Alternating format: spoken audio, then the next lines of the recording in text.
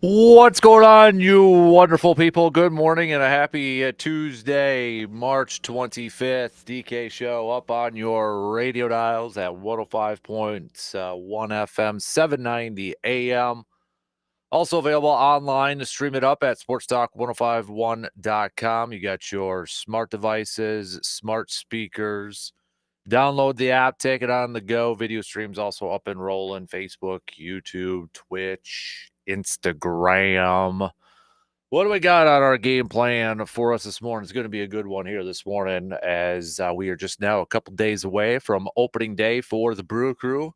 Wrapping up spring training games yesterday with a win over the Rockies. So we are just 2 days away, a couple days away from opening day on Thursday with the Brewers taking on the Yankees. So as we wrap up this spring training and look towards the regular season, let's do a little opening day countdown, Brewers version, Brewer countdown. I'm going to throw a couple questions out to all of you. The most important Brewer for the success, the most important player for the Brewers' success this season. Who is it? Who is the most important, in your opinion, the most important player for the Brewers' success? Think about it for a little bit. Hit me up with those texts. Is it Jackson Cheerio? Is it Christian Yelich? Is it a pitcher like Freddie Peralta? Got to pick one. Got to pick one. Or, tell you what, give me, if you can rank them, maybe give me a couple of them in terms of just like ranking them. So let me know. Okay. Start to hit me up on those texts at 715-830-1912 on that Shoe Doctors bullpen line.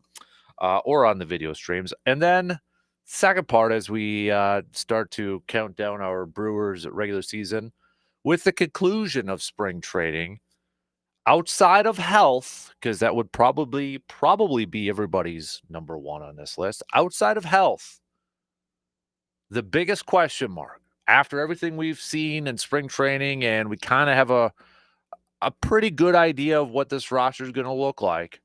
The biggest question remaining for this Brewers team, or the biggest question, best way to put it, is the biggest question for this Brewers team heading into the regular season, now that we've gone through spring training, is what? Maybe for some of you, it is the same question you had at the beginning of spring training. Maybe it's still third base. Maybe it's still offense. But considering some of the offense that we saw in spring training, has that kind of eased maybe a little bit of your concerns? But Yelly looked good. Jackson Cheerio looked good. Rhys Hoskins displayed some power.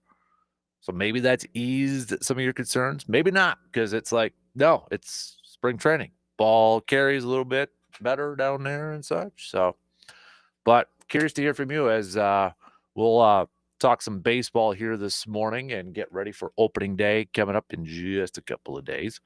We are officially under a month away from the first round of the NFL draft, to be a month from today, where it will be day 2, rounds 2 and 3. My favorite day of the NFL draft. But now that we are less than a month from the first round, we are going to kick off our Packers prospect countdown series, or I should say the potential Packers prospect countdown series, where we will preview a potential Packers draft pick. We'll do either one or two per day. And for today, we'll do just one to kick it off. So these are potential picks that the Packers could select either in the first round or maybe early on day 2. Not going to go through like 6th round draft pick potentials or 7th round, but potential picks for either like first round or early day 2. And I say that because, well, Green Bay's drafting towards the back end of the first round. So, I mean, it could vary a little bit. So today we're going to take a look at a defensive tackle, defensive lineman from Oregon, and that is Derek Harmon. I'll tell you a little bit about him and such. And we'll get to as many as possible. Just because we're talking about Derek Harmon doesn't mean we're not going to talk about so-and-so a little bit later on in that. So I know everybody's probably got their dudes that they're really hoping Green Bay maybe gets and such, and we'll probably get to that guy a little bit later on. But for today, we're going to focus on one potential prospect, and that is defensive tackle, defensive lineman Derek Harmon from Oregon, just to give you a little bit of a background and a preview if he potentially is the Packers pick at 23 or maybe a little bit later, again, depending if Green Bay trades or, we don't know how it's all going to play out at this point in time. So we're going to hit that up. Speaking of the Packers, don't know if anybody saw this tidbit from Monday Morning quarterback Albert Breer, Monday Morning quarterback, about Aaron Rodgers. I got to admit, I did chuckle a little bit at it. But there was, obviously Rodgers still undecided in terms of what he's going to do or where he's going to play in that. But there was this nugget from Albert Breer in his latest Monday Morning quarterback column. I've heard, this is from Albert Breer, quote, "I've heard Rodgers is looking for a culture such as the one in Green Bay. I get it. If that sounds a little strange after the drama of the four-time MVP's final years as a Packer, but over the past few months, Rodgers has been open with people around him on his renewed appreciation for what he had for 18 seasons in Wisconsin. Call it a grass is greener dynamic if you want, but it definitely has felt to some of those around him like spending a couple of years as a New York Jet made Rodgers view the situation he did have more favorably."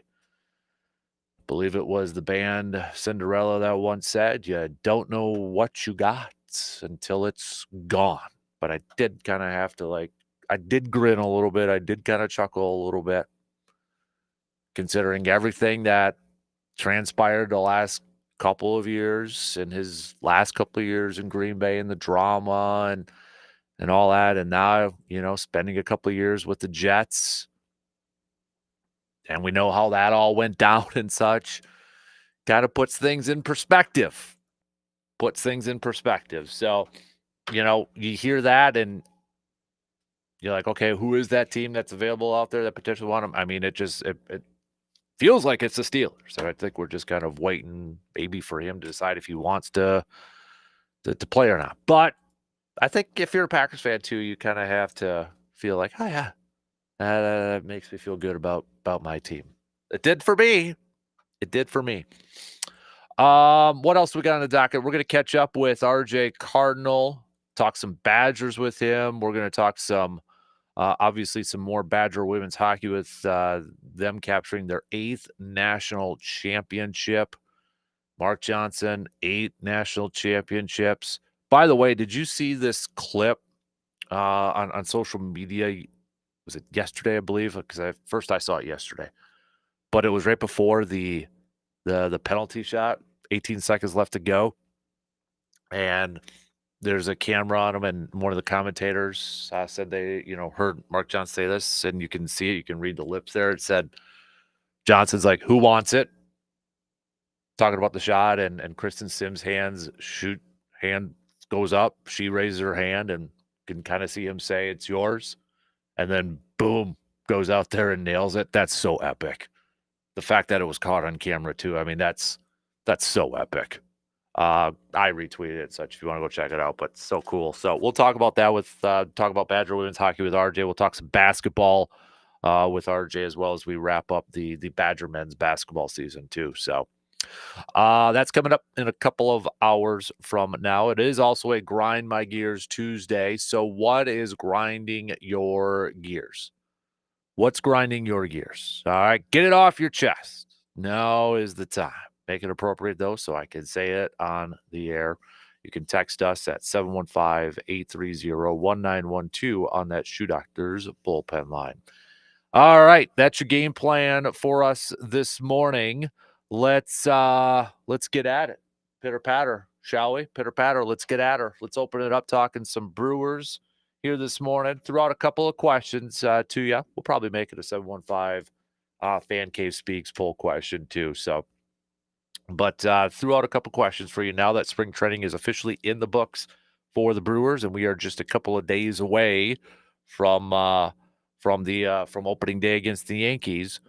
The most fill in the blank, the most important Brewers player for the success for this season is whom? Is whom? Let me know. And now that we have the conclusion of spring training, the biggest question mark besides health, outside of health, because we know that is probably the number one thing. But the biggest question now after spring training heading into this season is what? Did it change for any of you from the beginning of spring training? Maybe it's the same. If it's the same, you could say that too. It's still the same for third base for me. It's still the same for maybe power or whatever the case may be. But if it's different, I want to hear that too. I want to hear that. So let's talk some baseball as we inch a little closer and closer to opening day here. And then we'll get to some green and gold potential prospect talk coming up a little bit later on. Plus, send me your grind my gears. Quick break. We'll be back in just a few minutes to get things rolling this morning.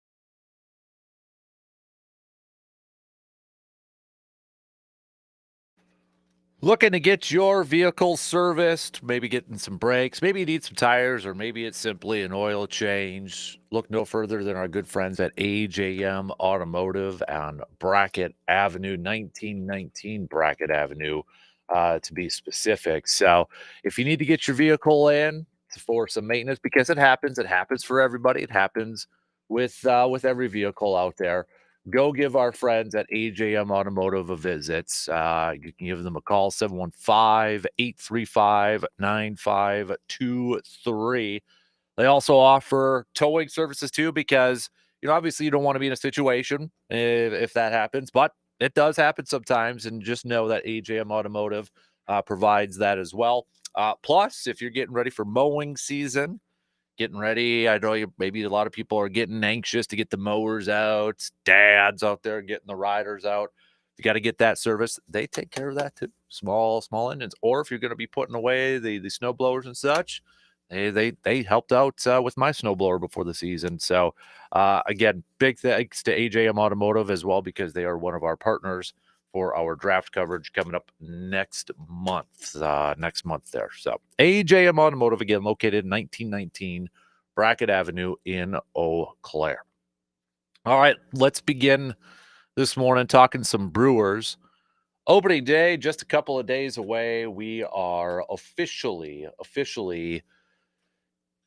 in just countdown mode here for the regular season. Spring training in the books. We're closing the books on that. And now we have an eye towards the regular season.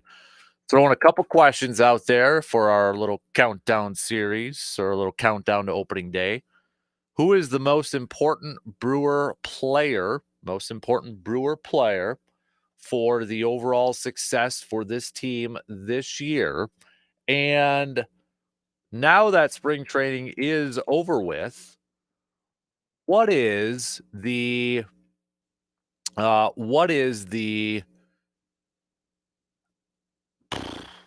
biggest question? What is the biggest question mark that you have for this team heading into the regular season? And has it changed now that the spring training's over with? Okay, so, or maybe is it the same?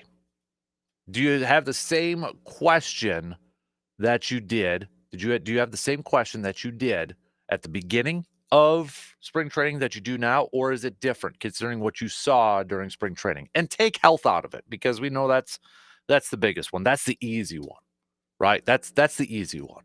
So let me know. Start to hit me up with those texts on the Shoe Doctor's bullpen line this morning, 715-830-1912. Let's start off with the first question. The most important Brewer player for the overall success of this team. We could go through a bunch of them. We can go through a bunch of these guys. I mean, there's probably everybody's going to have a different pick, and I don't know if there will be necessarily like a leader that from a wide margin. You could go William Contreras, maybe the team MVP from last year, consistent, plays every day, behind the dish, managing that pitching staff. I think the best catcher in Major League Baseball. If he's not one, he's easily in the top 3. You could easily go with that pick, and I wouldn't argue with that. You could go with Jackson Chourio, the youngster. And I'm sure a lot of people would go with that one too. You could go with a pitcher on the staff. Maybe it's Freddie Peralta. Can he take the next step and potentially being the guy, a number 1 starter in this for this team, and a number 1 starter in Major League Baseball? Can he be an all-star again? Is it somebody out of the bullpen? I mean, there's a bunch of different picks you can go here. And I wouldn't argue with any of them, but if I had to put one for the overall success of this team, I might have to go. I'm leaning towards Christian Yelich. I'm leaning towards Christian Yelich because when we look at the and I'm basing it mostly on his offense,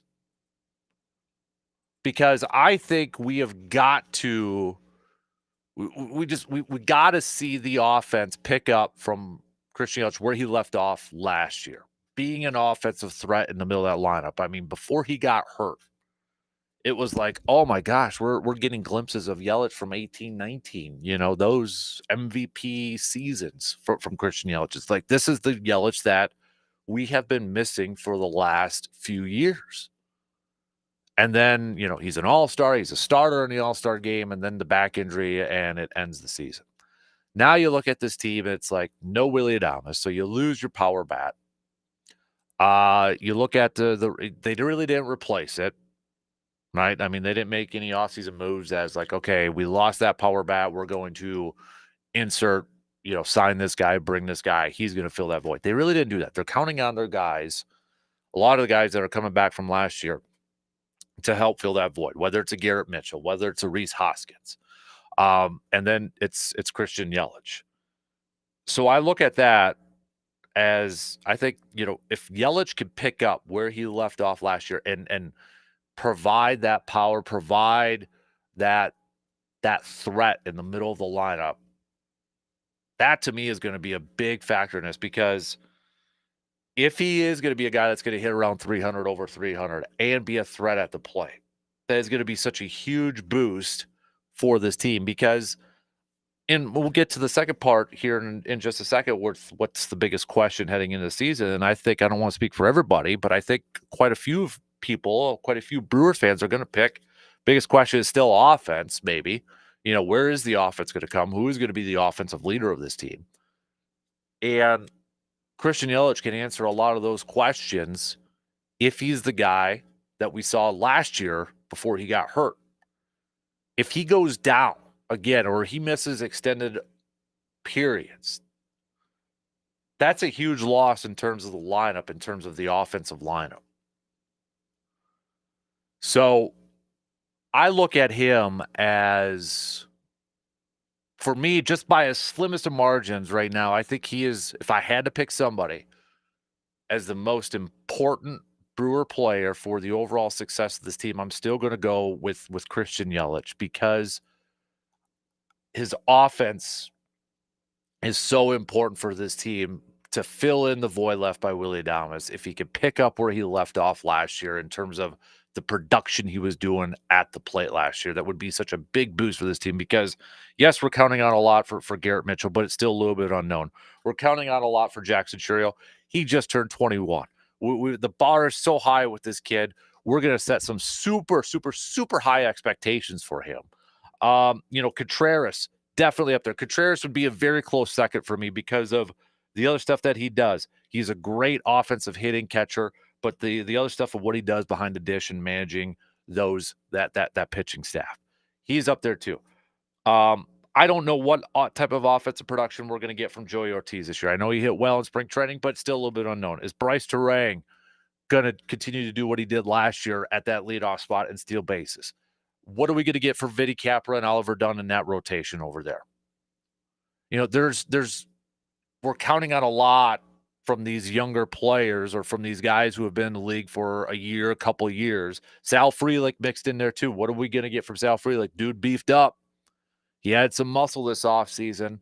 A lot of these younger guys hit well in spring training. However, can that translate? Can that move into the regular season? If everybody's healthy, if we made everything equal and everybody's healthy, and if we ask the question, which player do you have the most confidence in from an offensive standpoint? Like, you had to place a bet. It's like, okay, this is the guy I think is going to be more consistent offensively throughout the season. It's probably going to be like Contreras and maybe even Yelich up there. Even Rhys Hoskins, a veteran up there. But are we going to get a better Rhys Hoskins this year than what we got last year? Are we going to get that power from Rhys Hoskins this year? Coming off of last year, he was a year removed from his ACL injury, but still maybe a little bit of an unknown. So you look at Yelich, and I think you do have to factor in, okay, the dude is being paid all that money to be the best player on this team. Let's see him perform at that level. And if he can perform at that level, that answers a lot of questions, I feel like, from an offensive standpoint with this team. But I would say Contreras is a very close second for me because of what he can do from both sides, defensively and offensively. And he's always there. He's available. I mean, dude wants to play every single day. And this team's better with him in the lineup every single day. Yelich is going to be back and forth between DH and outfield. And right now, I still feel like, are we going to see him more at DH this year? And then I'd probably put, Freddie at number 3. I mean, I feel like we got to have a pitcher at this point in this list. At some point, there's got to be a pitcher. And I know there's a lot of optimism with the bullpen. You got Trevor McGill. I think there's some confidence surrounding Trevor McGill filling in as that closer role. You look at the other guys, Nick Mears, when he's healthy and back up there, Abner Uribe can touch triple digits on the radar gun, and there's options. And I think there's a confidence with the bullpen because the Brewers over the years have shown that they've, been able to figure that out and be pretty solid in there. And a lot of it is with Chris Hook, pitching coach. But I think we got to put a starting pitcher in here somewhere. And when you look at it, is it Nestor Cortez? Is it Aaron Savale? Is it Tobias Myers? He's already bagged up.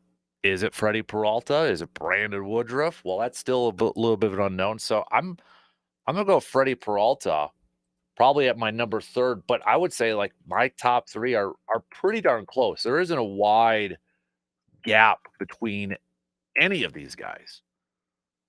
But you look at Freddie Peralta, who is the number 1 pitcher on this team.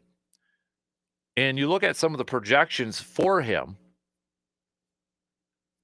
and from Baseball Reference, their projections for him is a 10-9 record with a 3.81 ERA. You probably want a little bit more out of your quote-unquote number 1 starter. But, the year he was an all-star, you go back to 2021. He was 10-5 with a 2.81 ERA. Since then, he's followed that up with a 4-4 record in 2022, started 17 games out of 18 games that year. 4-4 with a 3.58 ERA. 2023 started 30 games, pitched in 30 games. 12-10 with a 3.86 ERA. Last year, 11-9, 3.68 ERA in 32 games. I want to see Freddie take his game up another level, up another step. I want to, and I'm not really necessarily looking at the win-loss records because I think for starting pitchers, those are kind of, there's so much that goes into it from a win-loss standpoint from a starting pitcher. But I'd like to see that ERA maybe trickle down a little bit more. I want to see him just take that one extra step to really showcase, to really display that he is a number 1 pitcher. Because right now, I mean, you throw him on, this probably isn't fair to say, but you probably throw him on Dodgers or something, middle rotation kind of guy. But I want to see Freddie when it's his turn in the rotation, when we're talking about, I feel good going into that game, picking up a win. The feelings we had when Corbin was there, the feelings we had when Brandon was healthy and pitching there. I want to see Freddie's game move up just another notch. And if he's a guy that can stay healthy and pitch 30 games again, where every 5 days, every few days, it's his spot in the rotation, you're feeling confident, you're feeling comfortable about your chances for your team that day, that's what I want to get that feeling with Freddie. It's close. I don't want to say Freddie's was a bum or anything the last couple of years, but I wouldn't necessarily say that, I'm at that level of like, oh, I'm super confident every time he's up there. I'm feeling really good. It's you're feeling maybe good or okay, but I think there was times but there's always like that one inning where you're just like, ugh, It's like coming up, whether it was like the third time through rotation or something, you're just feeling like a little bit nervous. I just want to see the game elevated just a little bit more with Freddie. So those would be probably my top 3. But again, you could throw in like, I think it's got to be Rhys Hoskins because he's got to be the guy that ups up the power game. Okay. It's Jackson Chourio because he is the best player on this team, and if he misses any time, especially from his bat, this team's going to be in trouble. Yeah, good points. So there's, I think, a bunch of different guys that we could throw into this conversation. But my 3, I'm going to go, and they're, again, separated by the slimmest of margins. I'm going to go Yelly, I'm going to go Contreras, and I'm going to go Freddie. Now, the second question, what is the biggest question heading into this regular season now that spring training is over with? We've seen all these games, 30 games in spring training. We've seen all these players throughout how many games, at-bats, innings pitched. Has your biggest question mark for this Brewers team as we get set for opening day, has your biggest question changed from what it was before spring training to what it is now, or is it the same? So I don't want to speak for everybody, but I would think there's probably going to be quite a few Brewers fans that will say, no, my biggest question is still the same. Offense, power, where's it going to come from? Or who's going to be the third baseman? Fair points. And they're legit questions. And if we take health out of this, because health is always going to be the number one question mark for any team, for any player, for any sport. If you're banged up or you're missing a ton of guys, it's going to affect your team. So if we take that out of the equation, we take that answer out of it, what is the next biggest question for this Brewers team heading into this season? And I think it's still, for me, it's probably still the same as to what it was at the beginning of the year. And it's going to be the offense. We had some great numbers from players in spring training. We had some great statistics. But my question, I guess, then to maybe alter it a little bit is going to be, can that translate into the regular season? I mean, is Vinny seriously going to hit as well as he did in spring training in the regular season? Is Vinny Capra going to hit? He finished off spring training with a 292 average and 6 dingers and 14 RBIs in 19 games. OPS of 1.087. Is that the Vinny we're going to see? Is Rhys Hoskins, who also hit 6 home runs, is that power going to come into play in the regular season? Christian Yelich hit 353 with a 1.124. Dude had a triple. I mean, he was tattooing the ball here as of late. Is that is that going to translate into the regular season? Sal Frelick hit 390 in spring training. Is that going to, again, go into the regular season? The dude's not going to hit 390, but is he going to be a high 200, like 280? Is he going to up that to a 290? Could he get to 300, 275? And we could go Garrett Mitchell. Obviously, Jackson Chourio is probably not going to hit 469 in the regular season. That'd be flipping sweet. Joey Ortiz, probably not going to hit 341 like he did in spring training. Obviously, we're all hoping they do. But it's still offense for me. So we had good individual performances in spring training. There's no question about it. But how much of that will go into the regular season? Contreras finishes with a 444 average. I think, again, if you polled a lot of Brewers fans, okay, with all these great averages that we saw in spring training or these great OPSs that we saw in spring training from some of these guys, who's the guy that you have the most confidence in that is going to transition to the regular season and still continue to hit well, it's probably going to be Contreras for a lot of people. And then, honestly, Chirio's probably going to be up there for a lot of people too. Even though he just turned 21, he's entering his second year.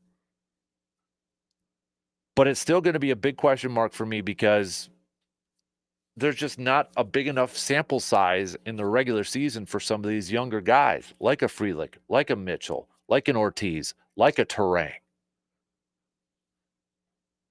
But I'll tell you what, if these guys continue to hit as well as they did in spring training into the regular season for a big chunk, for a majority part of the regular season, then it answers the offensive question. But right now, for me, that is still the number one question mark I have for this team. And yeah, you can look at starting pitching too. We talked about Freddie. What version of Freddie are we going to get? What is Nestor Cortez going to provide? I mean, if I'm Nestor Cortez, I'm looking at this season as an opportunity to make a lot of cash. And impending free agents. Had a little frustration at the end of last year with the Yankees.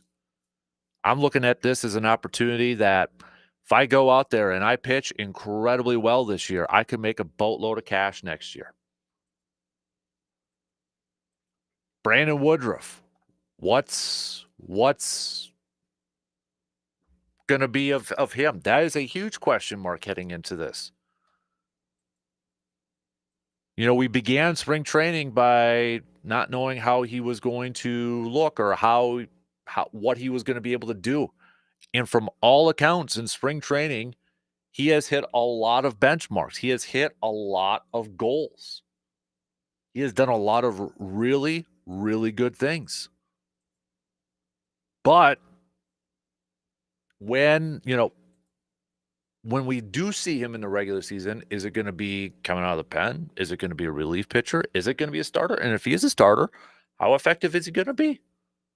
So, yeah, you can definitely go pitchers and, bullpen. All right, is McGill going to fill in adequately for Devin Williams? We got to see it a little bit last year when Devin Williams went through the back injury. How does the rest of the bullpen shake out? Are they going to be a plus staff when it comes to the bullpen like we've kind of been accustomed to when it comes to the Brewers the last few years? So there's definitely some other questions out there.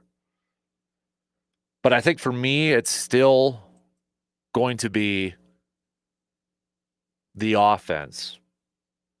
And even though we saw a lot of guys hit really well in spring training, is that going to transition into the regular season? Are they going to be able to do that with games that matter?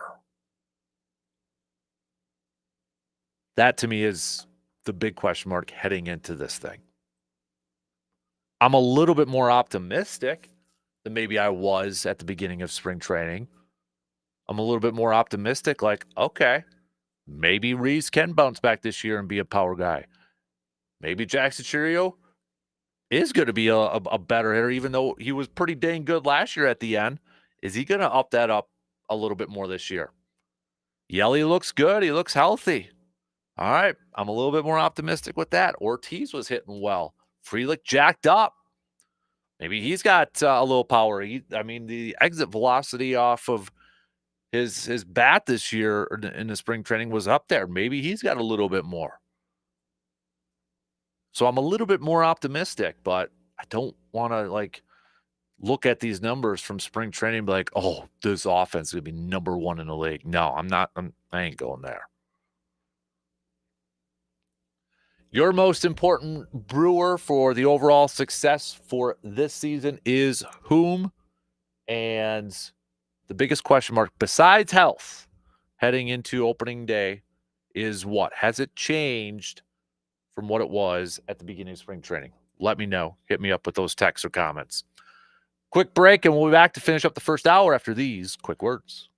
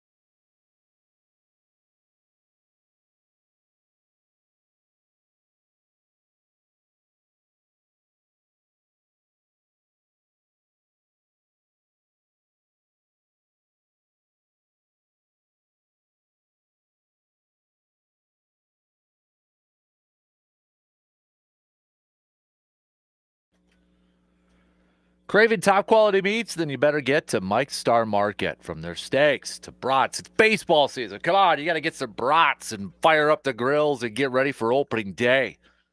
Get a little tailgate feel there. Or maybe you're grabbing some snack sticks or some of their Bloody Mary beef strips, which are my favorite over there. Whatever you're craving, they got you covered. Whether it is dinner or maybe for a tailgate party, they got the best selection in town. Friendly service, unbeatable flavor. Mike's Star Market is your one-stop shop for everything meat. So swing by today. Go visit them, 2238 Heimstead Road in Eau Claire. And maybe you're doing a little home tailgating for the for opening day coming up this Thursday. Or maybe you go to the game for the home opener on Monday. If you are, load up. Get your coolers and load up from our good friends at Mike's Star Market, west side of Eau Claire. Coming up next hour, we are going to kick off our potential Packer prospect series, where we're taking a look at some potential draft picks for the Packers. We're going to hit up either a player or two players per day leading up to the draft. And now these are going to be players that potentially would be like a day one or day two pick for the Packers. And I know it might not be a player that you want, or it might not be your favorite player, or you're just like banging the table for this person. We'll get to those eventually. We're just going to highlight a different player each day. Okay. So for today, coming up again in the next hour, we're going to take a look at a defensive tackle, a defensive lineman from Oregon by the name of Derek Harmon, and give you a little bit of a background on him, just in case he happens to be the Packers pick, maybe day one or early day two. So give you a little bit of a scouting report on him coming up next hour, and we'll do this every day leading up to the draft, giving you a little bit of a scouting report now that we are officially less than a month away from the first round of the NFL draft in Green Bay. And then coming up in the 8 o'clock hour, we'll catch up with RJ Cardinal. We'll talk some Badgers with Mr. Cardinal. Again, recapping the Badger women's hockey national championship game. We'll talk a little Badger basketball too to wrap up their season. So Badger chat with RJ coming up at about 8:20 this morning. So hit that up. Plus, it is a Grind My Gears Tuesday. So what is grinding your gears this morning? Get it off your chest. You can let us know on the various outlets, texting, tweeting, Facebook, video streams, all that good stuff. Let's catch up on a couple of texts here as we wrap up the first hour. We've got Jim saying the important Brewer is Christian Yelich. Eric is also going with Yelich. We've got Sam going with Churio. Steve is going with Freddie. Tim is going with Yelich. Brian is going with Cheerio. And Dave is going with Contreras. Jake is also going with Contreras. And Rick is going with Ferretti. Biggest question marks surrounding this team now that we are entering the regular season. Rick is saying starting pitching. Jake is going with power on the offensive side. Tim is going with the offense. And Tony is going with offense as well. All right. Keep those coming. We'll get back to some more coming up a little bit later on. Coming up a little bit later on here. So, what else we got? Oh yeah, we're gonna talk. Maybe throw in. Did you guys see the Aaron Rodgers little tidbit from Monday Morning Quarterback? We may hit that up coming up here a little bit too. Apparently misses Green Bay a little bit, but don't know what you got till it's gone, baby. Right? Don't know what you got till it's gone. So, but. Yeah, maybe we'll throw that in there too, in case you didn't see it. But your reaction from that, you can send that on over here too. But yesterday in the final tune-up for the regular season for the Brewers, their final spring training game, it was a 4-2 victory for the Brewers. But looking outside of the actual win-loss game, you had Cheerio getting in some action, couple ABs, Yelich, couple ABs, dude, just bubble wrap that guy and get him back to Milwaukee. He finishes spring training hitting 353. Cheerio finishes spring training hitting 469. You had Frelick with a couple of hits. He finishes spring training hitting 390. Ortiz finishes spring training hitting 341.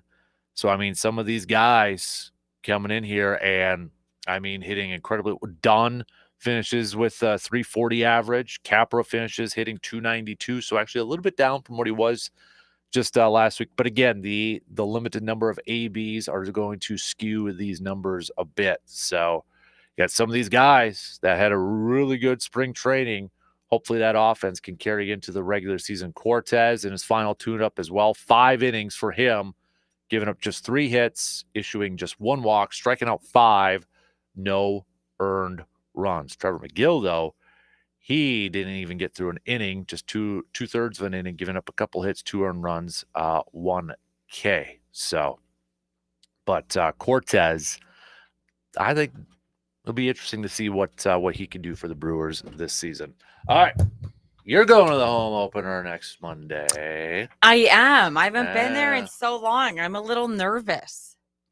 For just excited, nervous, or just the whole trip? It's been a while. Which I have a stupid question, but I'll ask it out loud because I'm not afraid. So anybody that can answer it. Okay, is weather a factor at AmFam? No. Like, do you have to? It doesn't matter what the weather's doing, unless you're tailgating.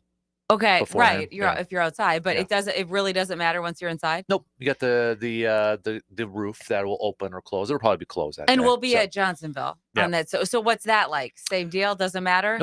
Nope. You'll be good. Okay. You'll be good. Okay. So no worries about that. Just tailgating beforehand. So, all right. But we know you get cold on everything. So. That's kind of what I was thinking. I better layer up, get my game day bibs ready to go. Yep. What kind of game do you think we're in for? Give us the vision. I don't know who's going to be pitching that game. I know they didn't do it yesterday, but I don't know who's going to be pitching that day yet. We don't know. So that's a little up in the air. All right. What are my best chances? Who should be on the mound? What have you seen in spring training that's made you feel good? There's injuries, so it's it might be a bullpen start. Or maybe they kind of extend Alexander a little bit too. So, but I did see you might have to. So yesterday, the Brewers tweeted this out. Okay. They don't do online ordering. I'd have to call to order it because I tweeted them. You're going to send me on a mission to bring you back something, aren't you? But they might be sold out. So they unveiled some of their euchre stuff they're having for sale. I was wondering about that. So there's a bunch of T-shirts. And maybe for you and me, this what hit home a little bit, but it's a microphone. With Euchre's name across it. Nice. Or Brewers colors? Yep. Yeah. Short sleeve, long sleeve. They also have pins with the same thing, a microphone with Euchre's name across it. Okay. I might have to grab some swag bags. Yeah. That's pretty koozies with microphones on there. So, I mean, Do you know what they're doing for Euchre yet? Have they leaked anything to the sports world? A little bit. Yeah. I think they're just, the signature is going to be on the field and some other stuff there too that probably hasn't been announced. All right. I'm taking my old man. We're going to go watch it. My sister is going, so it's going to be a little bit of a day trip. Should expect some fun. Now, what do you think? Win or not? I don't know who's pitching. You got to take a guess, though. You're the sports guy. That's what you do. You got to roll the dice. You need to be a little riskier. You need to really take it to Vegas. For Uke, yes, they'll win. Okay. How about that? All right. I can deal with that. Walk away with the victory. What do you think is the season as a whole? Are you excited now as a Brewers fan to see him back out? Or I'm always excited because it's warmer weather, it's baseball, it's opening day. So yeah. And now is division stinks. So is Hudson going to jump back to baseball? Oh, he's already in it. Oh, he is. Okay. 100%. So he'll travel with the seasons. He doesn't lock on to basketball year round or football year round. Nope. Okay. He's all 100% into baseball now. So all right, way to go, play ball. I'll give you my shopping order right now. So. Yeah, I have a feeling I'll get sent on a mission for you. All right, thanks, Mark. Yeah, anytime. 1 hour in, 2 more to go. We'll be back.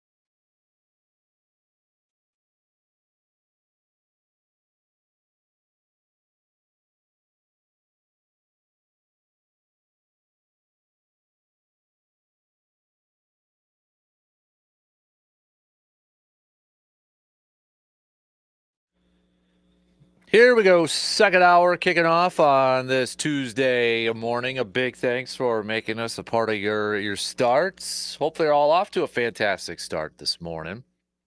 Coming up next hour, Badgers with Mr. RJ. We'll talk about Badger women's hockey securing another national championship, number 8.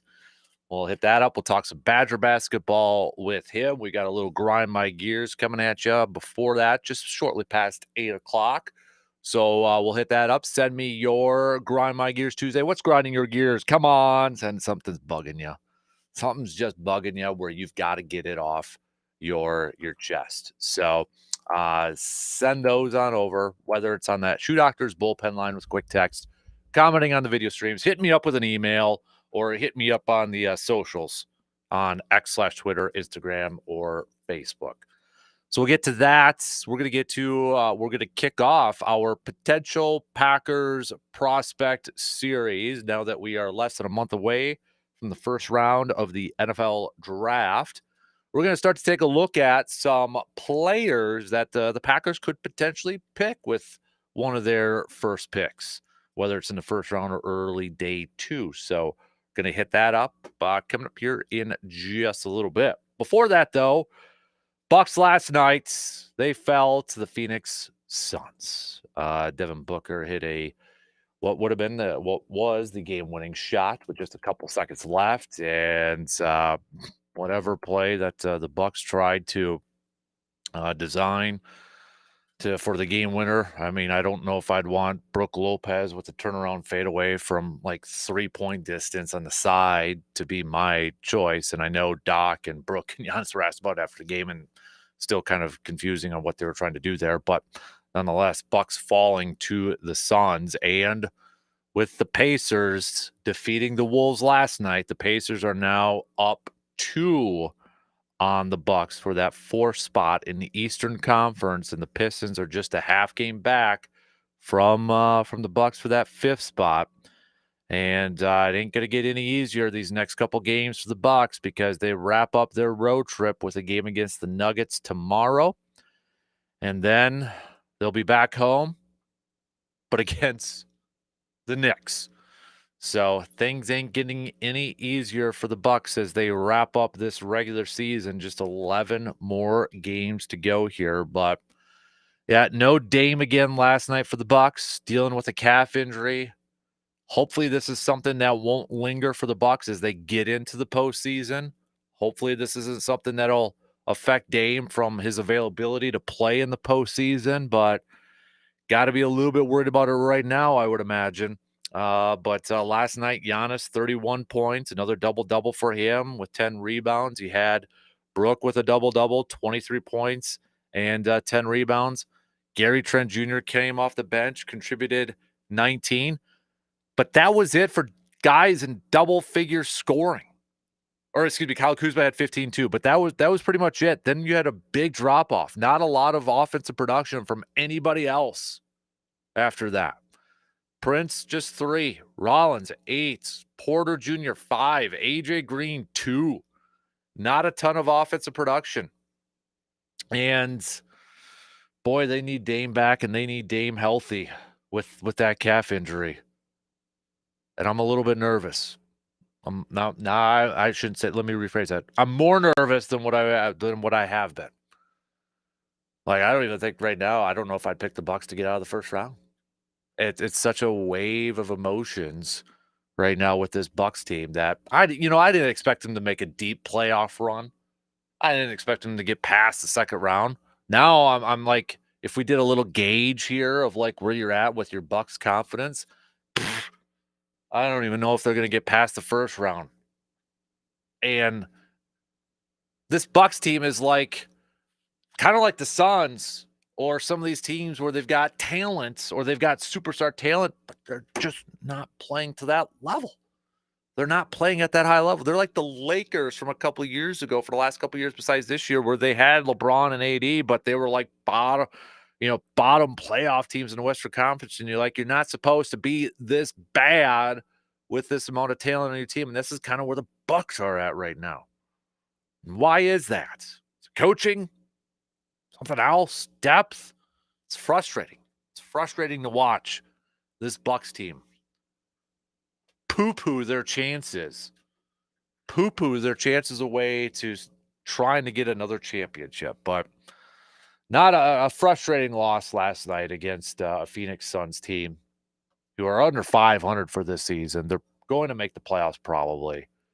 But again, just another example of a Bucks team that struggles mightily, big time on the road. 16-19 on the road so far this season for the Bucks. When you look at these final 11 games for Milwaukee, I mean, they're not going to hit 50 wins. They'd have to win 10 of their next 11 to hit 50 wins. But you look at the rest of their schedule, and I mean, Nuggets coming up on Wednesday, New York at home on Friday. Then it's Atlanta. Then you get Phoenix at home. Then you're on the road again at Philadelphia, at Miami, at New Orleans. Home against Minnesota, home against New Orleans. It opens up a little bit after these next two. So, I mean, there's a chance, if we want to take the optimistic outlook, the optimistic approach to this thing, there's a chance that this Bucks team can gain some momentum and stack some wins up against quote-unquote inferior opponents, if you will. I mean, they should be able to beat Atlanta at home. I would think they could beat Phoenix on their own on Milwaukee's court. They should be able to go on the road and beat Philly and Miami and the Pelicans. Minnesota should be a good game in Milwaukee. They should beat the Pelicans at home in Milwaukee. Then they wrap up with a home and away against Detroit, which right now could be two very, very, very important games when it comes to playoff seedings. But, man, if they could pick up a win against Denver tomorrow night to finish this road trip with a 3-2 record, that's what I wanted to see from this Bucks team. They're at 2-2 right now. They need to get this W against Denver. It's going to be tough. Then they come back against New York. If they can pick up that win, if they can get these, I'm trying to take the glass half full approach here and not be full on negative with the Bucks. But if they can get these two wins against Denver and New York, and then start this stretch of very winnable games, I would imagine, I would at least hope, I think they're winnable games for a team like the Bucks, but who knows? But if they could start off this stretch by winning their first two against quality opponents, against the Nuggets and the Knicks, maybe you could gain some momentum. Maybe you could gain some confidence by picking up some wins against these very winnable games leading into that Detroit series, and then maybe getting some confidence heading into the postseason. But right now, the big question mark is going to be Damian Lillard's health. I mean, this is, again, another calf injury, a calf injury that was affecting him last year in the postseason. And it's right now you're concerned. You're really concerned with this calf issue and how much it's going to affect him when it comes to the postseason. Maybe the Bucks are just taking the cautious approach. But I think since this is an issue that has come up before with Dame in the past, you have to be a little bit concerned with it. But I think right now, if you're the Bucks, don't push it. At this point, you don't need to push it and try to improve in terms of your seedings in the Eastern Conference between 4, 5, and 6. Yes, I would rather have the Bucks have the 4 seed and open up the playoffs with home court advantage. But I'd rather have Dame on the road than force it and maybe not have Dame at home against a team like the Pacers. I'd rather have Dame available for the postseason. And if this is the way to do it, to ensure that or to increase those chances, maybe set him down for a little bit and make sure he's as close to healthy as possible before the postseason starts. Because if we enter another postseason with one of the star players missing time or not available, that's 3 years in a row now? Because you go back a couple years ago, there was no Middleton, and then last year there was no Giannis, and Dame missed a game or two. And if we get into this year again, where one of the star players is going to miss the postseason, I mean, to put this in like a perspective, Packers fans complained about the training staff for how many years with guys being hurt throughout the season, guys always being banged up. Now you're looking at the Bucks potentially dealing with injuries to their main players as we approach the postseason again. Oh, I'm not blaming the training staff, but it's just like it's kind of the same feeling a little bit. It's just frustrating. It's really frustrating. And honestly, it's like you look at the Giannis thing and, again, to kind of make it as a Packer comparison, a lot of Packers fans' frustrations for the last 25, 30 years is they don't have more Super Bowls than just 2 with Favre and Rodgers at quarterback. I feel like we're going to have that same narrative with Giannis. We're going to have that same thing with Giannis that should have had more NBA championships with Giannis. And right now it's approaching that territory where it ain't looking like we're going to get more than one with Giannis. I hate feeling that way, but that's kind of where I'm at right now. I hope it changes. I hope we're not, but I feel like that's the direction a lot of Bucks fans are going to go at right now. Or maybe you're just happy to have just gotten one. I kind of want more than one. I want to be selfish because we still have had Giannis. It's not like we had Giannis for a year and then, it's like kind of like a Brewers thing where, okay, we get all these guys for 1 year and we got to go for it and we get a World Series. Okay, we're good. Now we got to restart. No, Bucks have spent money and they've done all this and it just hasn't worked out. I want one more with Giannis. I want multiple ones with Giannis. All right, let's take a quick break. Switching gears, and we'll chat a little football coming up here. We'll kick off our potential Packers prospect series, taking a look at a defensive lineman, a defensive tackle from Oregon. What would he look like as a potential Packers pick in next month's draft?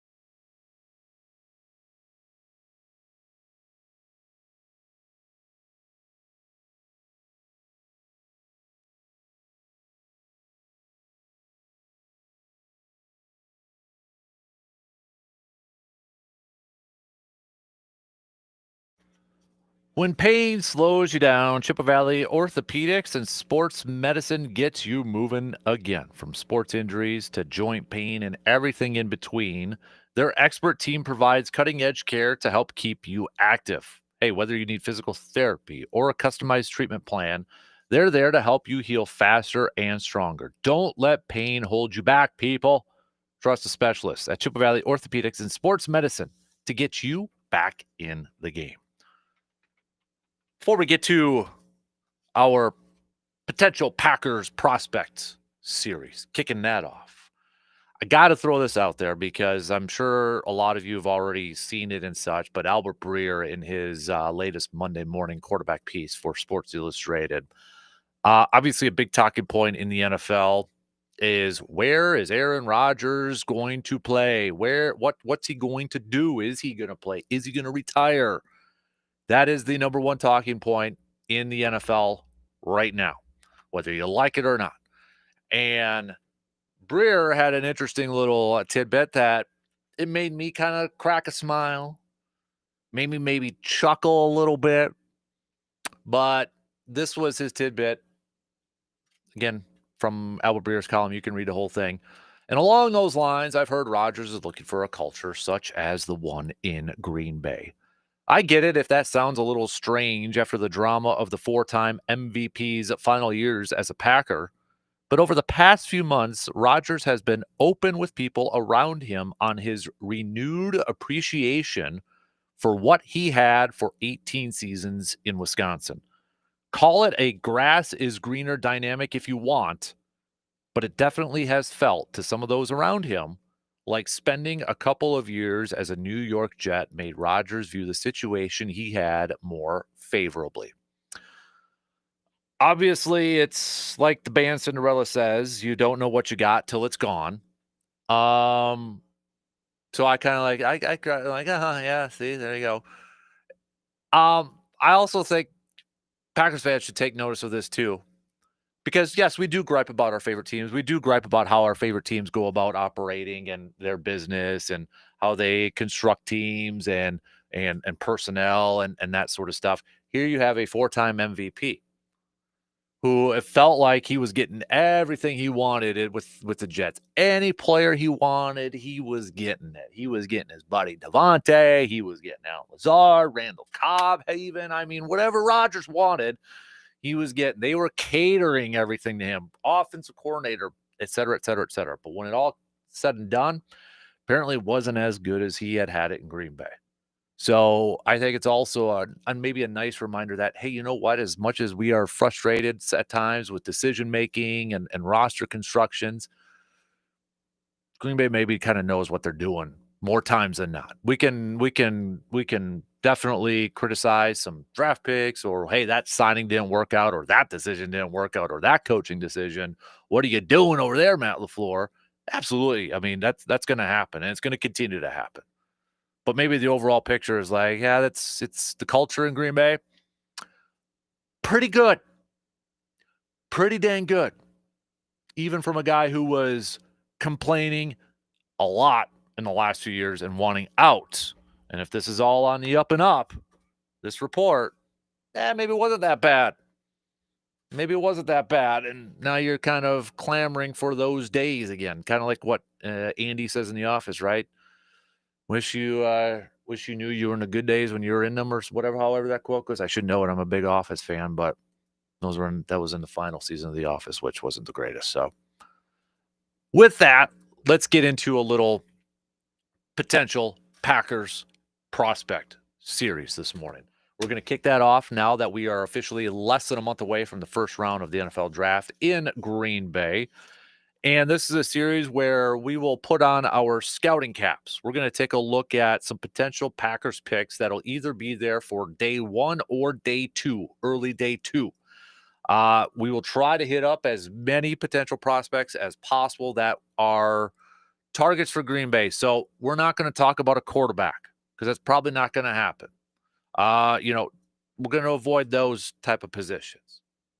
We're going to look at majority, probably some defensive line, defensive ends, corners, wide receivers, big needs for Green Bay that we assume are going to be targets for Green Bay with their early round picks. And so we're going to try to hit up as many as we can, different players each day, 1 to 2 players each day. If we don't get to your guy that you're banging the table for, we'll get to him eventually. But for today, we're going to take a look at a defensive tackle, and I'm just randomly choosing these, but we're going to take a look at a defensive tackle from Oregon. But he spent the first few years of his collegiate career actually in the Big Ten. So maybe you get to see him a little bit if you're a Badgers fan or a Gophers fan or such. But he spent 2021 to 2023 with, 2021 through 2024 with Michigan State. And this past year was with Oregon, and that is Derek Harmon, defensive tackle from Oregon.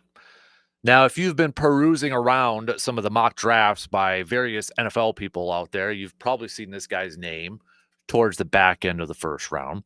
You've seen him mocked to a bunch of teams. I've seen him mocked to Green Bay. I've seen him mocked to Minnesota, to Detroit, even to the Steelers and the Ravens and such. So, I mean, all over the place. He's potentially a guy that could be there for Green Bay.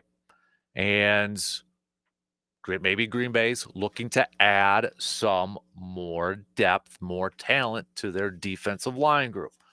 Well, let's give you a little bit about a little background here on Mr.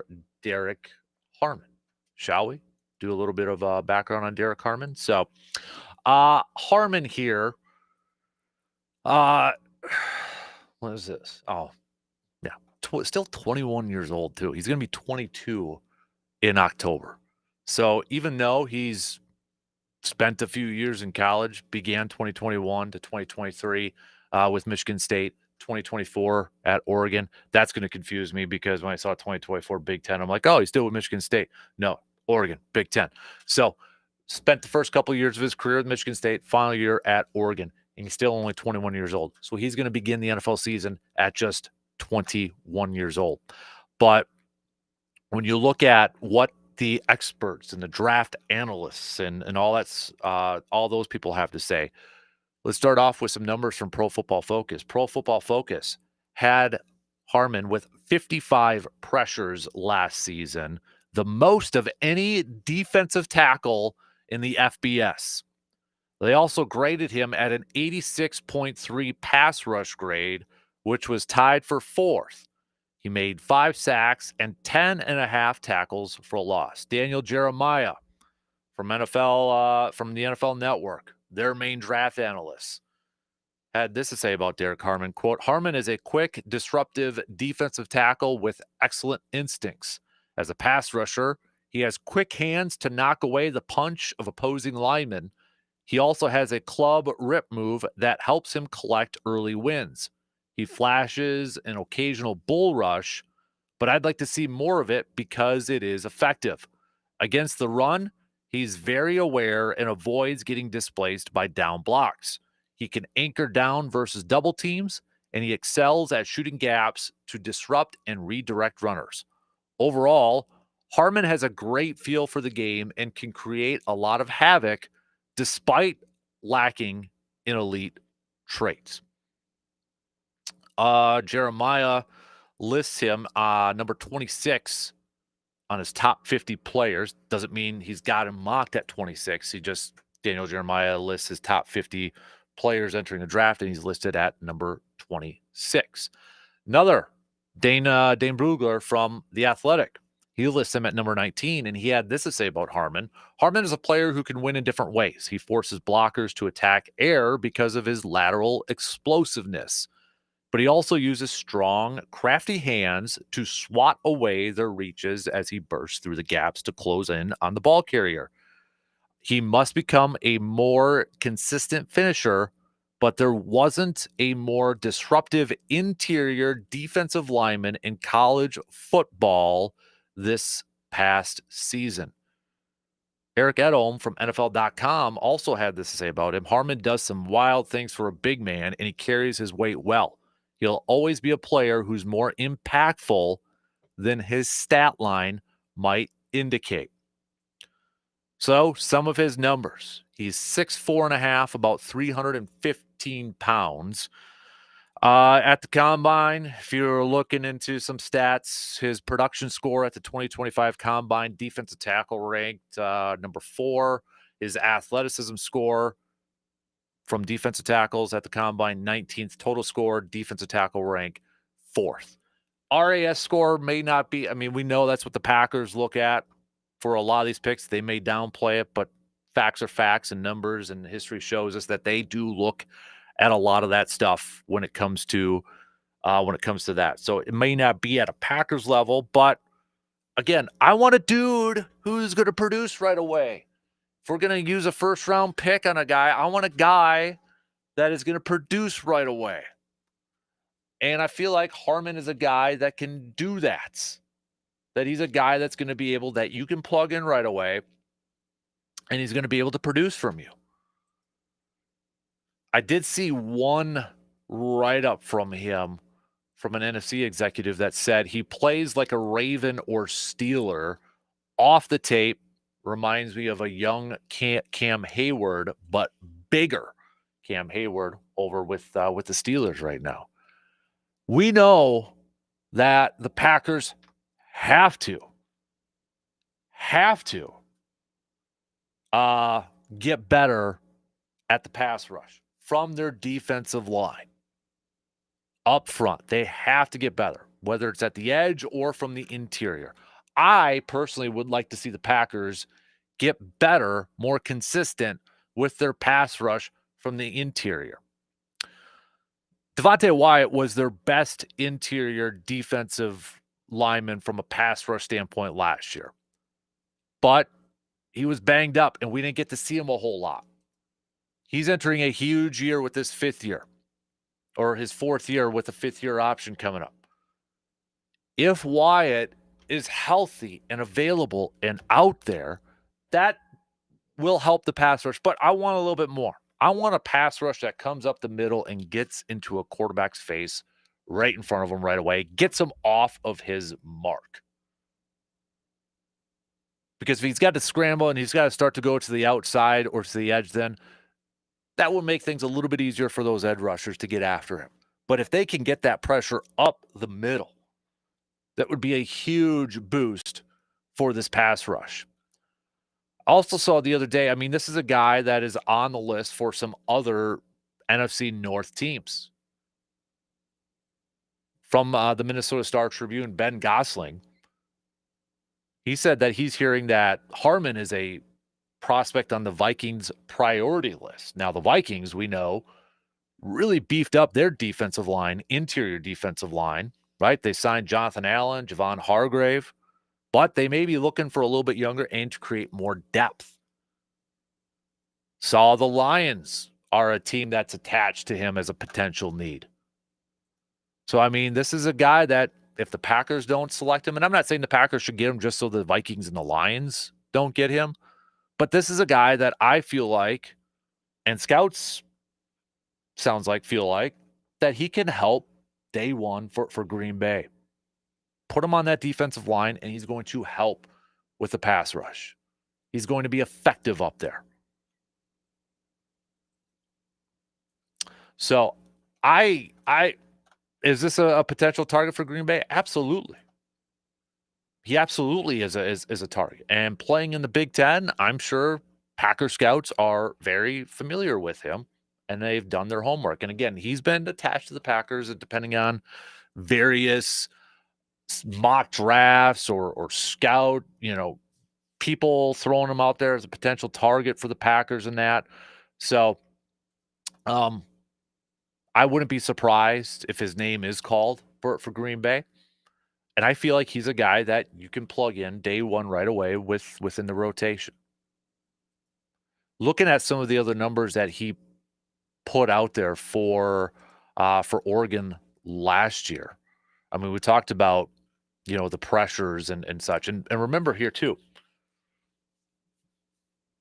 So he started all 14 games. He was second team All-America honors. Big Ten second team. Ranked up a career high 10.5 tackles for loss, 5 sacks, which we mentioned. Finished the season with 45 total tackles, 27 solo. Also broke up 4 passes, forced 2 fumbles, and recorded a pair of fumbles too. Getting that hand up, right? I know a lot of Packers fans last year. There's a few of you that are always saying, get those hands up when it comes to the pass rush.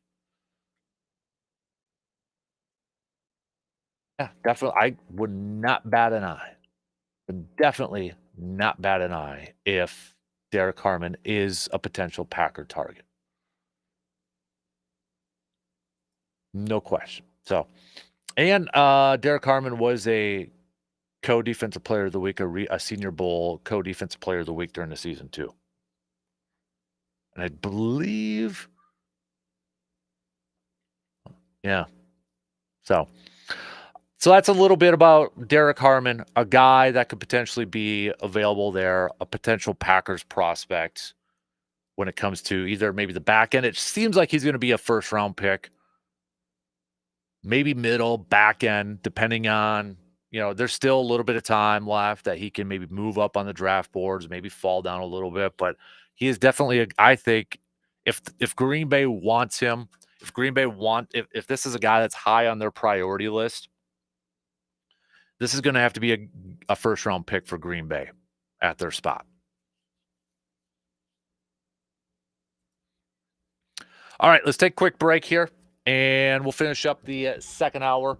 Going back to our first hour conversation when it came to the Brewers, if you're just joining us, we spent the first hour talking some Brewers as we get set for opening day. Who is the most important Brewers player for the overall success for this team this season? You have to pick one, or give me a couple and rank them. And then the second question we discussed in the first hour is outside of health. So besides health, with spring training now in the books, what is the biggest question you have for this Brewers team? What is the biggest question you have for this Brewers team as we get set for the regular season? Has it changed? Because we asked this before spring training.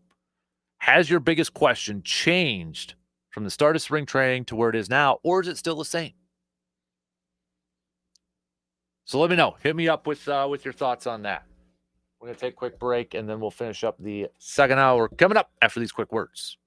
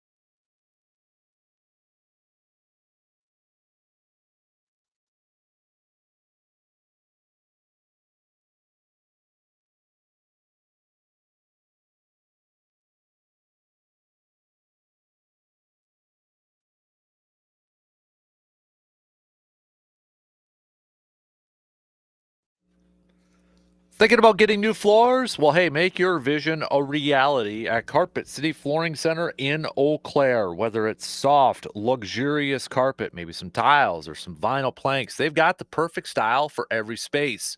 Their huge selection, unbeatable prices, and expert installation makes upgrading your home easy. Not sure where to start? No problem, because their flooring specialists are there to help every step of the way. Their entire team will work with you from step one to the finish line, helping you find the perfect floor for your home and budget. Don't forget, if you happen to find a better deal elsewhere, Carpet City Flooring Center will match or beat the competition. Stop dreaming and start designing. Visit Carpet City Flooring Center today and step into something beautiful. Especially maybe if you're getting your tax returns and you're like, what do I do with it? What should I get? Y'all probably have that space in your home or your workspace that needs some updating when it comes to your floors. Well, invest in your home and get some new floors from our good friends out. Carpet City Flooring Center, Wisconsin's premier flooring store. Coming up next hour, we'll do a little grind my gears. So last call, send in what is grinding your gears. We'll hit that up shortly after 8 o'clock. Then right after that, we will catch up with Mr. RJ Cardinal. We'll catch up with Mr. RJ Cardinal and talk some Badgers with him. We'll talk more Badger women's hockey. We'll talk Badger basketball now that their season is in the books. So plenty to catch up on with Mr. RJ coming up at about 8:20 this morning. But last call, send in your Grind My Gears Tuesdays and make them appropriate so we could say on the air. And I'll go through mine just coming up past 8. Catching up on some Brewers texts here. Let's take a look at this. Most important player for the Brewers this year for the overall success of the team. We've got Kevin, who is saying Yelich. Jason is saying Cheerio. Tim is saying Contreras. Brett is saying Contreras. We've got Ben saying Yelich. And we've got Derek saying Freddie Peralta. And we got another one. Chris is also saying Christian Yelich. In terms of the biggest question mark for this Brewers team heading into the regular season, what is it, and has it changed from what it was in spring training? Will says, has it changed for me? It's still offense, and specifically, where's the power going to come from? Tyler says that while a lot of guys performed well in spring training from an offensive standpoint, I still have to say it's offense just because I don't know if they're actually going to do the same thing in the regular season. And that's honestly kind of where I was at too. To me, for me, the biggest question mark I still have for this Brewers team is going to be the offense. Now, maybe I feel a little bit better about the Brewers offense from what we saw in spring training, or maybe I'm a little bit more optimistic is the best way to put it. But is Ortiz going to hit well over 300? No. Is Cheerio going to hit close to 500? No. Do I want it all to happen? Heck yeah.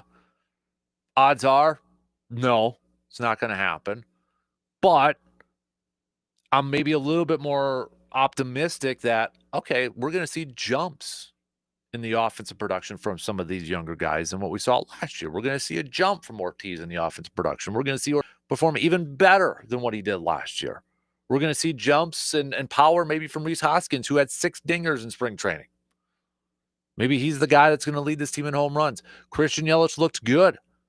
Maybe he's going to pick up right where he left off last year before he had the season-ending back injury. So I'm maybe a little bit more optimistic than perhaps I was at the beginning of spring training when it comes to the offense. Still a big question for me because, we're putting a lot of faith in some guys that are entering their second or third years in the bigs. And that's asking a lot for some of these guys. But that's the hand we're dealt with. That's the cards that the Brewers have to play this year. And hopefully those guys can provide that offensive production. So it's still a big question mark for me, but given what we saw in spring training, maybe I'm just a little bit more optimistic about it. And again, we got to take health out of this because that's the easy one. injuries and health are always going to be the number one question mark for any team in any sport heading into any season. But when you look at, pitching, that is a question mark now too, because if you do factor in health in there, it becomes a question at the back end of the rotation. But even if we don't look at the back end of the rotation, it's maybe a little bit of a question mark at the top end. It's like, what are we going to get from Freddie Peralta this year? Is he going to take a step up? Is he going to level up? Is he going to be that number one guy? I mean, he's the number one starter in terms of rotation, in the terms of the rotation and such. But is he a number one pitcher, like what you think of as a number one starting pitcher in Major League Baseball? And for me, not there yet. I hope he takes a step there. But when it's his turn every 5 days, every few days through that rotation, I want that feeling like, oh yeah, we're going to get a win. I feel good when Freddie's there, but like last year, it just felt like there was that one inning, whether it was like the third time through the rotation or that one inning, just we got to get through this one. It felt like there was always going to be that one inning. There's just kind of like blew up, and he's not. I guess to compare it, he's not at the level of like when Corbin was pitching for the Brewers, and you're like, oh yeah, we're going to be good today. Not there yet, and I say yet because I'm hoping he gets there. But even after that, Nestor Cortes. If I'm Nestor Cortes, I'm looking at this season as a chance for me to make bank. I'm an upcoming free agent. I'm a left-handed starting pitcher. Last year ended with a little frustration with the Yankees and such. Maybe thought, more involved in the rotation in that. But I'm looking at this as an opportunity personally to cash in. If I go out there and I pitch really well and I put myself in, I'm going to put myself in a position to have a nice contract next year, to earn a nice payday. This is a big season for Nestor Cortes, and hopefully it benefits the Brewers that if he goes out there and pitches just amazing in a contract year, that'll benefit the Brewers in terms of a pitching standpoint. I don't, Aaron Savali is like, maybe like a 500 in terms of a win-loss type of pitcher. I mean, you look at his career, and I know when the Brewers acquired him last year, there was some hope of like, okay, are we going to get, the Aaron Savali maybe from his Cleveland days? That specifically maybe the 2021 version where he was like 12-5 and had a 3.84 ERA, or even, 2023 before he was traded to Tampa, he was 5-2 and a 2.34 ERA. Milwaukee, he was 6-3 with a 3.53 ERA. Okay, that's pretty solid. I'll take that for a middle of the rotation type of guy. We only saw him for 14 games in Milwaukee, though. So, I mean, is that the version we're going to get? Are we going to get the Tampa Bay version or what version? So it's kind of a little bit up in the air. For what it's worth, Baseball Reference is projecting him as an weird 500 pitcher, 8-8 with a 4.12 ERA. And then after that, Tobias Myers, when he is back in that rotation, okay. Is he going to be a guy that picks up where he left off last year? Is he going to elevate his game another level? And then, of course, it's Brandon Woodruff. Perhaps the biggest question mark of all when it comes to all of the pitchers on this Brewers team. When adding in starters and bullpen and relief guys, the one biggest question mark on this team is probably from a positional, from a player standpoint, is Brandon Woodruff. When he is back on a regular season game, on the mound for a regular season game, how is he going to look? Is he going to be a starter? If he is a starter, how many innings is he going to be able to go? Is it going to be kind of a progression, which I would imagine, okay, his first start's probably going to be a couple innings, and then we'll try to continue to grow and add more and stretch it out a little bit more. Is he going to be more effective as a bullpen guy? I think, the first couple times when we see Brandon Woodruff go out there and pitch, we're all going to be a little bit nervous. Like, just kinda crossing your fingers, like, "Okay, get through this healthy, get through this good, feeling good, and, continue to stack success and hit those goals." He's had, from all accounts, a very good spring. A very good spring. Pat Murphy saying, even exceeding his expectations. Hitting every benchmark and hitting every goal. So, I mean, it's trending upward for him, but now when we get into the regular season, whenever we see him, whether it's end of April or May, how is he gonna look in a regular season action? What's his role? What's his specific role for this team? I know they keep saying he's gonna be a starter. They add him in as a starter, but okay, as a starter, who's only gonna give you a couple innings? And it's kinda like a piggyback start? Or is it bullpen until he works his way up and then you put him as a starter? Yeah, there's still a few questions heading into the regular season, which begins on Thursday. No question about it. All right, got a little over a minute left. So again, last call for anything that's grinding your gears. Text those on over to the Shoe Doctors bullpen line. Again, that number 715. If you don't already have it implanted in your brain or your cell phones, 715-830-1912. Get those on over. I'll tell you what mine is coming up in a few minutes. Then after that, switch gears and talk some Badgers with Mr. RJ. Lots to catch up on.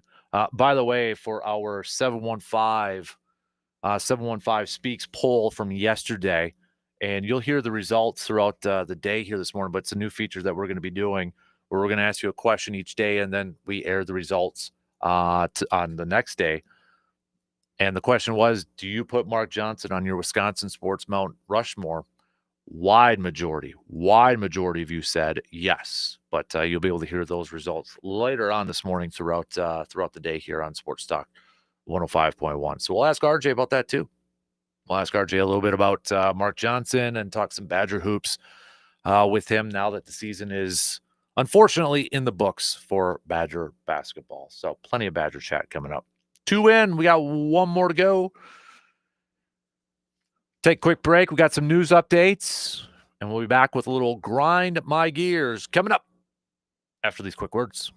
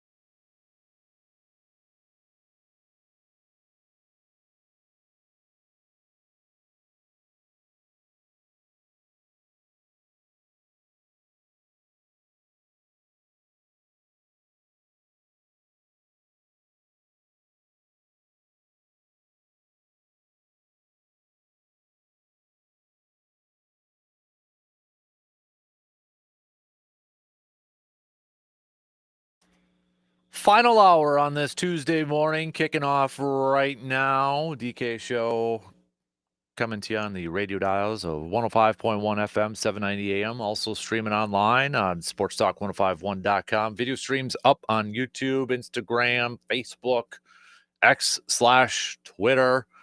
Download the Sports Talk app. Take it on the go. You get your smart devices, smart speakers as well. Coming up in about 15 minutes or so, we will catch up with Mr. RJ. We'll talk some Badgers with him, recapping in the 8th national championship for Badger women's hockey, putting a bow on the Badger basketball season with an early exit in the round of 32, the hands of BYU. So plenty of Badger talk coming up here in just a little bit with Mr. RJ. We'll get back to some more texts surrounding the Brewers as we are just a couple of days away from opening day for the Crew. We'll get to your answers to some of the questions that we posed out there. But we begin this final hour with a little Grind My Gears Tuesday. So before I get to mine, here's what's grinding some of your gears. Steve says what's grinding my gears is Badger basketball with an early exit. Takes a huge hit in my interest in the rest of the tournament. Derek says what's grinding his gears is no Cinderellas in the Sweet 16. Another one here, I don't have a name for this one, but Texter says what's grinding his gears is that his kid is beating him in the bracket challenge. Okay. Yeah, Hudson's beating me too. Beat me by a couple, but and then Mike says what's grinding his gears is the injuries to the Brewers pitchers before the season begins. C-Bomb says what's grinding his gears, this bipolar March weather, and it's the same every March. Why would I think it's going to be any different? You know what? I feel the same way at times too, man. Now what? They're talking about another potential thing this weekend. It could be either 70 degrees or like 30 degrees for Eau Claire, depending on what model comes out and such. Ugh. Can we just flip the calendar to April for crying out loud? I feel like March is just, another one too, and then I'll tell you what mine is. Tim says what's grinding his gears is this Milwaukee Bucks team. They should be a lot better than just 40-31. All right, what's grinding my gears? I already kind of mentioned it yesterday a little bit, but I think it's just dumb. It's absolutely dumb. The transfer portal opened yesterday. So you had a bunch of players entering the transfer portal. But here's the thing. The tournament's still going on. We're in the Sweet 16. Okay? You open up the portal the Monday after Sunday basketball, and you've got 16 teams who are preparing for either a Thursday or a Friday game for the Sweet 16. And now you have to figure out transfer portal stuff, convincing their own players maybe to stay, maybe even checking the transfer portal to try to get some players to come to their team for the following year. It's just dumb to open up the transfer portal while the tournament is still going on. To me, that is just that's ludicrous. It's dumb. And I don't understand it. And I know JJ Watt went off on a tangent about that too. It's just and I know Calipari talked about it after his win against St. John's. And he kind of made the point too. He's like, we're going to prepare for a game. Yeah. Transfer portal opens and we got to put on a recruiting pitch for some of their own players to stay and, then check the transfer portal and try to get some of those guys maybe to come over. So it's just a complete mess, in my opinion. And you can't wait until after the tournament's over with. It's just dumb. It's just dumb. So that's what's grinding my gears is the transfer portal opening up while the tournament is still going on. Now, on the other hand, I get it. And then some people are going to say, well, there's some other,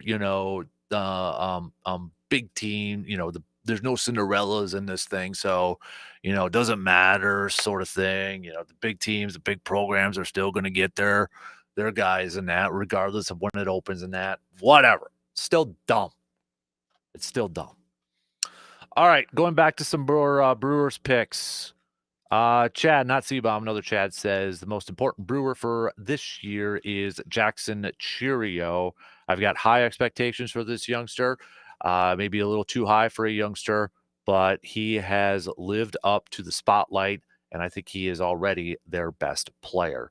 Jake says the most important player, not necessarily best player, is William Contreras. I think for what he does behind the plate and from an offensive standpoint, playing that catcher position is incredibly vital for this Brewers team.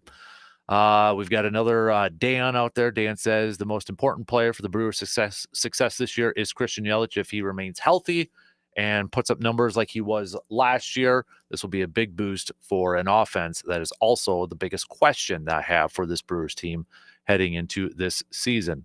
Craig says the biggest question mark he has for this team is the offense. Good numbers from a lot of guys in spring training this year, but let's see if they actually do it in the regular season. I still have my doubts on guys like Dunn and Vinny Capra. Fair point, and I'm in the same boat with that too. Like, I don't know what to expect from Oliver Dunn and Vinny Capra. Are rotational players, bench players. Vinny Capra's making his first. He's out of options, but he's making his first opening day roster. Oliver Dunn, okay, really good defender at third base, but best case scenario is one of these guys is going to go in there and just run away with it. And where you can't take him out of the lineup, that he's performing really well in the regular season. And, with his chances, he's just running away with it to where Pat Murphy's like, I got to keep him in the lineup. We got to keep that guy in the lineup. He's maybe just like a one-year wonder sort of thing. But for this team, that might be the best case scenario, is that either Vinny or Dunn just run away with that third base job. And the way to run away with it is you're producing at the plate. If you're producing at the plate, you're hitting for a high average, high OPS, maybe even displaying a little bit of power, you're going to get more opportunities. But you're right. I don't know what to expect from Oliver Dunn and Vinny Capra this year. It's an unknown. I don't know what to get from those guys, but I'm not banking on them to be all-stars this year. But maybe one of those guys can be a Jesus Aguilar, where if they get some opportunities, they take advantage of it, and then it turns into an all-star year, and maybe it looks like, oh boy, we got lucky this year with that. Take advantage of it. A couple more texts. Don't have a name for this one. Texter says, biggest question mark I have for the Brewers this year is the back end starting rotation. Another texter, Luke, says the biggest question mark I have for this season is Garrett Mitchell. Before the season, MLB ranked him as a top 10 center fielder with not a lot of sample size with him. So I think there's a lot of pressure on him to fill in the void for offense left by Willy Adames, but also be a healthy player this year. Yeah, Garrett Mitchell is definitely a player that I'm really curious to watch this year. One, you're right, because he's been banged up the last couple of years. He hasn't been available a ton. The Shredder thing, that top 10 that MLB.com, MLB Network did, yeah, they listed Garrett Mitchell as a top 10 center fielder, which surprised me, and I think it surprised a lot of people, because we haven't seen a huge sample size with Garrett Mitchell.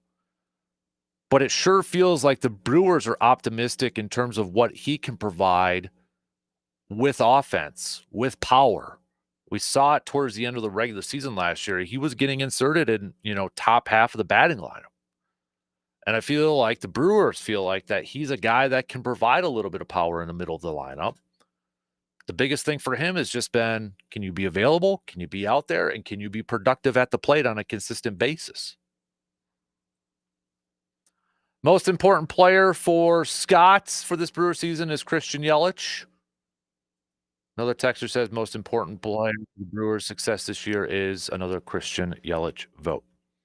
So keep those coming, peeps. Keep them coming. You can continue to text us on that Shoe Doctors bullpen line, or comment on the video streams, or hit me up on the socials at DANKASPER on X/Twitter. Facebook.com/Kasper Sports, or on the Sports Talk Twitter page or the Sports Talk Facebook page too. All right, let's take a quick break here, and then we're going to switch over to some Badgers. I was going to say Brewers, but we'll talk some more Badgers with Mr. Cardinal, Mr. RJ. Badger women's hockey, fantastic game. If you didn't get to watch it on Sunday, what a thriller, especially in the final minutes there. But we'll talk a little bit about that and recap it with RJ and his former Little League coach, Mark Johnson, securing an 8th national championship. We'll talk about that. We'll talk about some Badger basketball now that their season is in the books. We asked this yesterday, but if you didn't get a chance to chime in on it, how do you view the Badger basketball season? I kind of termed it as successful with a disappointing finish because I think they surpassed a lot of regular season expectations. But it's also fair to say a disappointing finish. We'll ask RJ his thoughts on that too. But keep your comments coming. We'll take a quick break, and we'll be back after these quick words.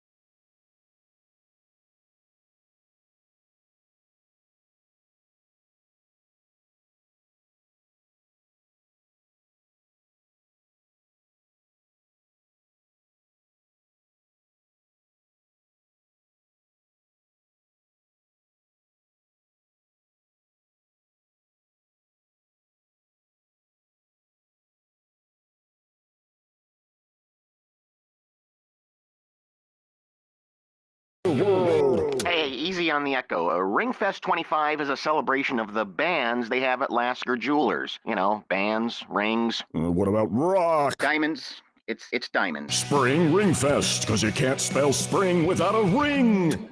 Can we get the other announcer in here? Hi, it's Nicole Lasker, inviting you to Lasker's Ringfest, our 2-day festival of rings. We go beyond diamonds and gold. This is a celebration of the right ring for anything. Celebrate with a friend. Bring your sisters. Get your best buddy's opinion. You'll find the right ring for a Lasker's yes. Newly engaged, anniversary celebrators, people in love, people with birthdays, people with fingers. Yeah, I'm gonna need you to take a seat over there, please. Spring, Ringfest, Springfest. Next Friday and Saturday at Lasker's, across from Oakwood Mall. Schedule appointments at laskers.com. Melissa Peterson here for Franz and Bank in Eau Claire. Do you want to maximize the interest on your deposits? There is no need to look any further. Earn a premium rate when you open a Real Results checking account with us. Treat your deposits right and take advantage of this fantastic offer. Stop by the Eau Claire office today or conveniently open an account online at franzandbank.com/realresults. Franz and Bank and Trust. Real people, real results. Member FDIC. Whether you're teeing off or heading into the office or kicking back to watch the big game, Travis Matthew has you covered. Their versatile, high-quality apparel seamlessly combines style and comfort, making you look and feel your best wherever life takes you. From performance-driven styles to everyday essentials for men and women, Travis Matthew clothing is as adaptable as it is durable, making it a perfect fit for life's many moments. Ready to elevate your everyday? Visit travismatthew.com and get 20% off your first order when you sign up for email. Warmer weather is here, and so are the hottest deals on Mahindra tractors, Gravely mowers, and Big Tex trailers at Union Trailer and Power Equipment. Right now, don't miss 0% for 84 months plus $2,000 cash back on all new Mahindra 1100 and 2100 series with zero money down. Or grab up to $5,000 cash back on select models. But hurry, these deals won't last. Gravely's Mow the Distance sales event is back. Get 0% for 60 months and save up to $1,000 on Gravely's entire lineup of commercial zero-turn mowers. Cut grass like a pro and mow the distance with savings that won't be here forever. Need to haul, dump, or tow? The Big Tex Long Haul Spring Sales Event is rolling in. Save up to $2,000 on select Big Tex dump trailers while supplies last. Union Trailer and Power Equipment in Chippewa Falls, where the deals are big and the savings are even bigger. Find us online at uniontrailer.com. Quality products, expert service, Union Trailer Sales. Get ready to save half with half off deals. It's a great way for you to get goods and services that you will love, and you don't have to pay full price. Start saving this Friday, March 28th, with Infinity Beverage Winery and Distillery. Be ready with your credit or debit card and get ready to save with this week's half-off deals. For more details and to find out about all the savings, just go to aroundthe715.com. No website? Really? That's like owning a store but hiding the front door. How do customers find you? Spoiler alert, they probably don't. But don't worry, Websticks can help. Websticks has transformed thousands of websites into hardworking, business-boosting machines. And you won't have to do any of the hard work to make sure it's up and running. Find out more at websticks.com. That's websticks with an X.com. Stunning sights, more clicks, web design from Websticks. Rapid Radios, the official walkie-talkie of the Dan Patrick Show. They are cool walkie-talkies. Rapid Radios, instant push-to-talk devices providing clear contact nationwide on an LTE network. 100% private. Perfect for small business owners to connect with staff. No subscriptions ever. For a limited time, go to rapidradios.com. Get 60% off. You get free shipping. Also a free protection bag. Add code radio and get an extra 5% off. rapidradios.com. Broadcasting live from the TDS Sports Talk 105.1 studios, it's the Dan Kasper Show. Looking for fresh, affordable, and convenient? You'll find it all at Hy-Vee in Eau Claire. From fresh produce to top quality meats and everything in between, they make shopping super simple. Hey, do you need a quick dinner solution? Check out their delicious grab-and-go meals. And are you hosting a get-together? Their bakery and deli have got you covered. Plus, with weekly deals and friendly service, there's always more to love. And don't forget about their fuel savers that help you save some money at the gas pump. Shop smart. Shop with Hy-Vee. Switching gears now and getting back to some more Badger chat this morning. Our guy, Mr. RJ, joining us. RJ, how you doing, bud? Good morning. Oh, doing pretty good. How are you? Oh, not bad, man. Not bad. We're going to start off with a little positive stuff here. 8 national championships now for Badger women's hockey and Mark Johnson. So, first of all, tough question to lead it off. More memorable for Mark Johnson, his 8 national championships or coaching you in Little League? Ooh, probably the 8 national championships. I'm just going out of the list. But you texted me right after that game and asked if I was watching and such. But I mean, what a crazy finish. And I'm sure you saw it too. And I was talking a little bit about it earlier this morning. The epic video before that penalty shot where you see Mark Johnson ask who wants it. And then you see Sim's hand raised right up. And it looks like Mark Johnson says it's yours. Or I mean, that's something that's going to go down in history because that's just so epic to watch that.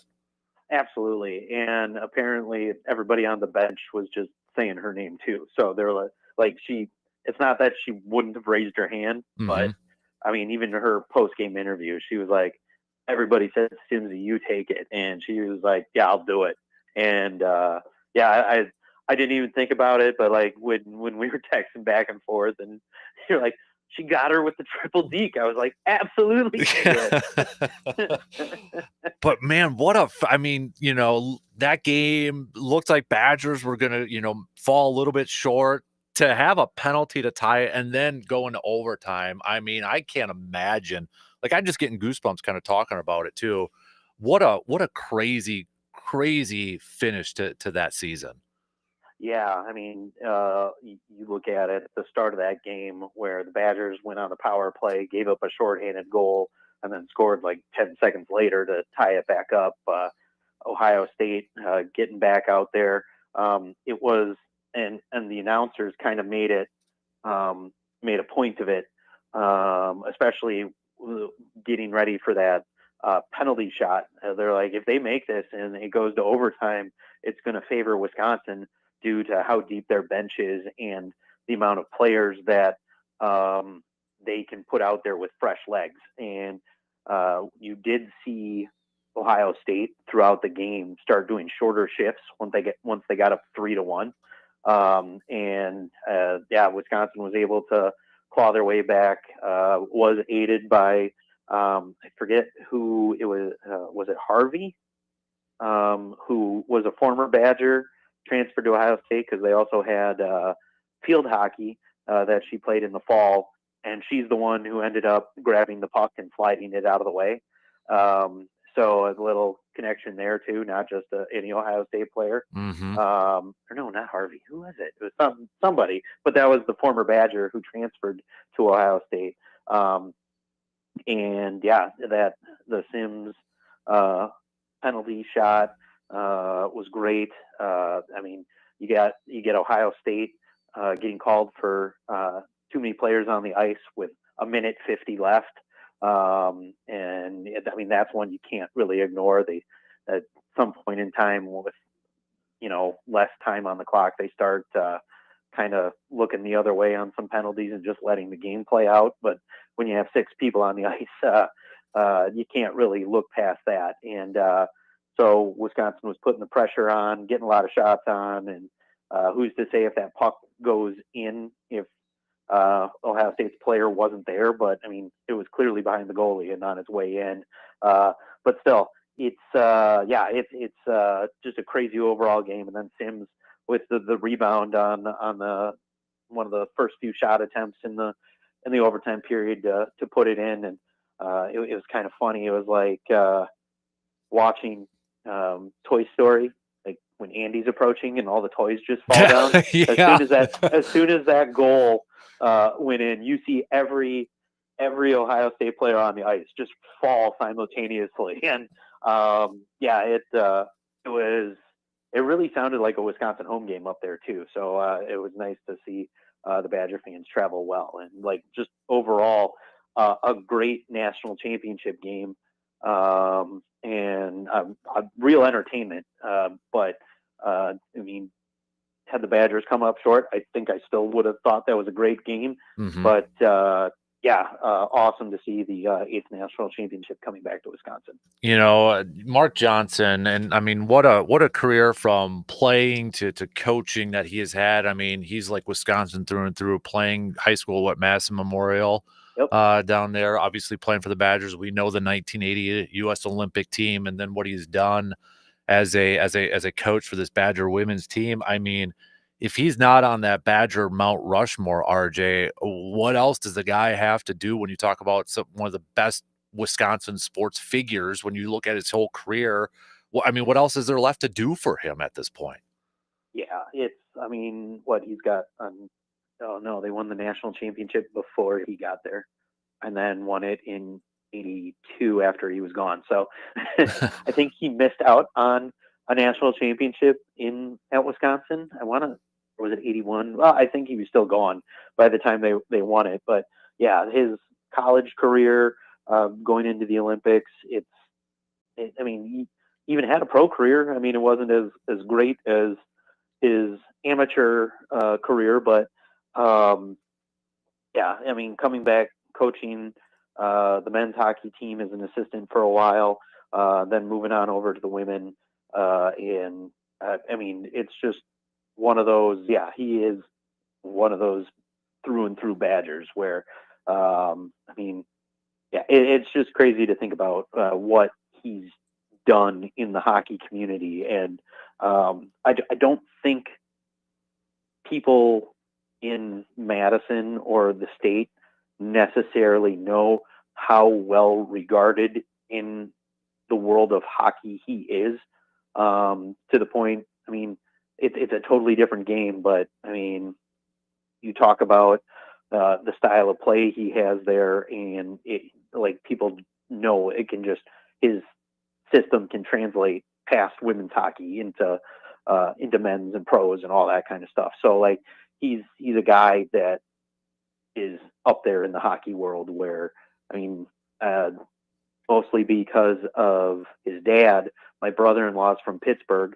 When his dad was coaching there, and put him on the doorstep of Stanley Cups, and he's still like, oh yeah, I followed Mark Johnson's entire career, blah blah blah. I'm like, oh wow, that's great. And I'm like, not many people know him outside of the Olympics. And he goes, oh no, oh, all right. So it's just amazing, in the hockey community, more, and not just women's hockey, and not just because he he was a great player. Like, he's thought to be like one of the better hockey minds ever. Mm-hmm. Yeah, and you mentioned, his dad and that. I mean, when you talk about a first family of hockey, I mean, especially for Wisconsin, I mean, I don't know of anybody else that the Johnson family would have to be number one, I would imagine. Oh, absolutely. His daughter played for him at Wisconsin. His son Patrick and played at Wisconsin. His brother played at Wisconsin. It's one of those. Yeah, that the family in general. I believe a couple of his now, at least one daughter-in-law played for him at Wisconsin. So it's just crazy the hockey talent that family has had since arriving in Madison. Yeah, it's unreal. So I know we kind of talked about it a little bit earlier, but I mean, if he sticks around, I mean, is the goal, can we get double digits on that thing now? 10 national championships. He's still young. He's in his 60s, right? I mean, that'd be cool to get 10. Right. It's one of those, I don't know if you can put together another team like you had this year where, I mean, we've talked about it, those top three lines could all be starting lines elsewhere. But, I mean, it's hard to argue when you're winning national championships, and I think have some NIL money that does go to them. I don't know how that ranks among women's college hockey, but I can't see why you can't attract more talent here and just keep the machine going. I mean, has to be probably one of the better hockey seasons put up by a women's program or even any collegiate program, at least in recent history. I mean, you go 38-1-2, outscore your opponents by 137 goals. Man, I mean, they 221 goals to 48 on the year. Wow. And I mean, it's crazy. It's just amazing what this team has done this season. Absolutely. So, now that's probably one coach that Chris McIntosh doesn't have to worry about. Like, just do whatever you want, coach. We got your back. So, just do whatever. So, obviously, it's not the case for other ones there too, but kind of transitioning into basketball and the Badger men's basketball season ending short to BYU in the round of 32. And you and I talked about it. A potential BYU matchup was going to be a tough one. And, well, BYU made the same amount of threes, but BYU was more effective from the three in that game. But what stood out to you in that loss to BYU? Or what do you think was the biggest reason maybe Wisconsin lost that game to BYU? The entire first half. Yeah. I mean, 38% for field goals, 29% for 3-pointers, and 63% from the free throw line in the first half. I mean, that's what did you in. Your first half was just horrendous from every aspect of it, to the point where you had a shot to have to be down 8, down 6, or down 5, and you did not have to take a shot early in the clock. You put the ball in the hands of Stephen Crowell, and he immediately puts a shot up expecting to get fouled, which turns into 3 points the other way. You don't give that up and you even score. I'm not saying it's going to play out the same way, but you have now won that game.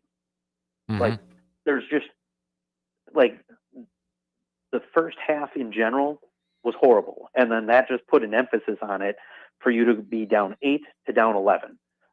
Any other result in a missed shot at the buzzer, a made 3, or a layup, and you're winning that game. Like, there's your difference right there on one play. But, like, the entire first half was just so bad offensively and defensively. It was not comprehensible how they played so bad. In the second half, 47% from field, from the field, 39% from 3, and 89% from the free throw line. Like, you flipped a switch, and it like missing everything is not a Greg Gard issue. So the people who are calling for his head can't make a player put a ball through the basket. He can put them in positions. There were a lot of open looks, and they just weren't falling. A lot of layups hitting the back of the rim and going out, rather than like they've been floating in for him all year. It's just that first half was inexplicably bad. Mm-hmm. Yeah. So looking at this, one question that's kind of being floated there, you mentioned Greg Gard and such. How do you define this season, RJ? Like I the best way maybe I could describe it for myself was it was a successful season with a disappointing finish. How would you describe that? I'd say that's a pretty good description. I did hear some people saying a cop-out answer for Greg Gard when he went back to, we were picked to finish 12th and not even make this tournament, and we were a number 3 seed, and I'd say that's a pretty good season. I would too, but there is the argument that you're doing really well and your expectations change throughout the season, much like they did for Wisconsin. And I think when the national media started noticing they were not playing Wisconsin basketball, they were like, oh, look at this. These guys can score. And they got a chance to do it. And even Sunday morning, when the pregame show on ESPN was talking, and Jay Billis is like, if Wisconsin played any other team on Saturday, they are moving on. Mm-hmm. Or if they're playing any of these teams on Sunday, they are moving on. And so I think people recognize that it was just a game against a hot team, and you had to recover from just a bad first half. And I mean, I guess it didn't help that your bench only had 3 points. But that's honestly what I was going to ask you too, and you kind of already alluded to it. We talk about it every time before the tournament starts. It's all matchup based, right? And it was just a bad, because I still feel like this was a talented team, a roster that had talent to be a Sweet 16 team. Was it was a bad matchup for Wisconsin? Yeah, I think if they're in any other region too, they're moving on. I mean, imagine them having a game at the Fiserv and being able to have a home crowd there instead of Utah having the home crowd, and like loudly against Wisconsin. I mean, that in itself is a punishment for making the Big Ten championship game. I mean, I don't understand how still Kentucky was awarded a better 3 seed than Wisconsin was. It still says something that you were all close to 500 in your conference. Like I don't care how good your conference is. I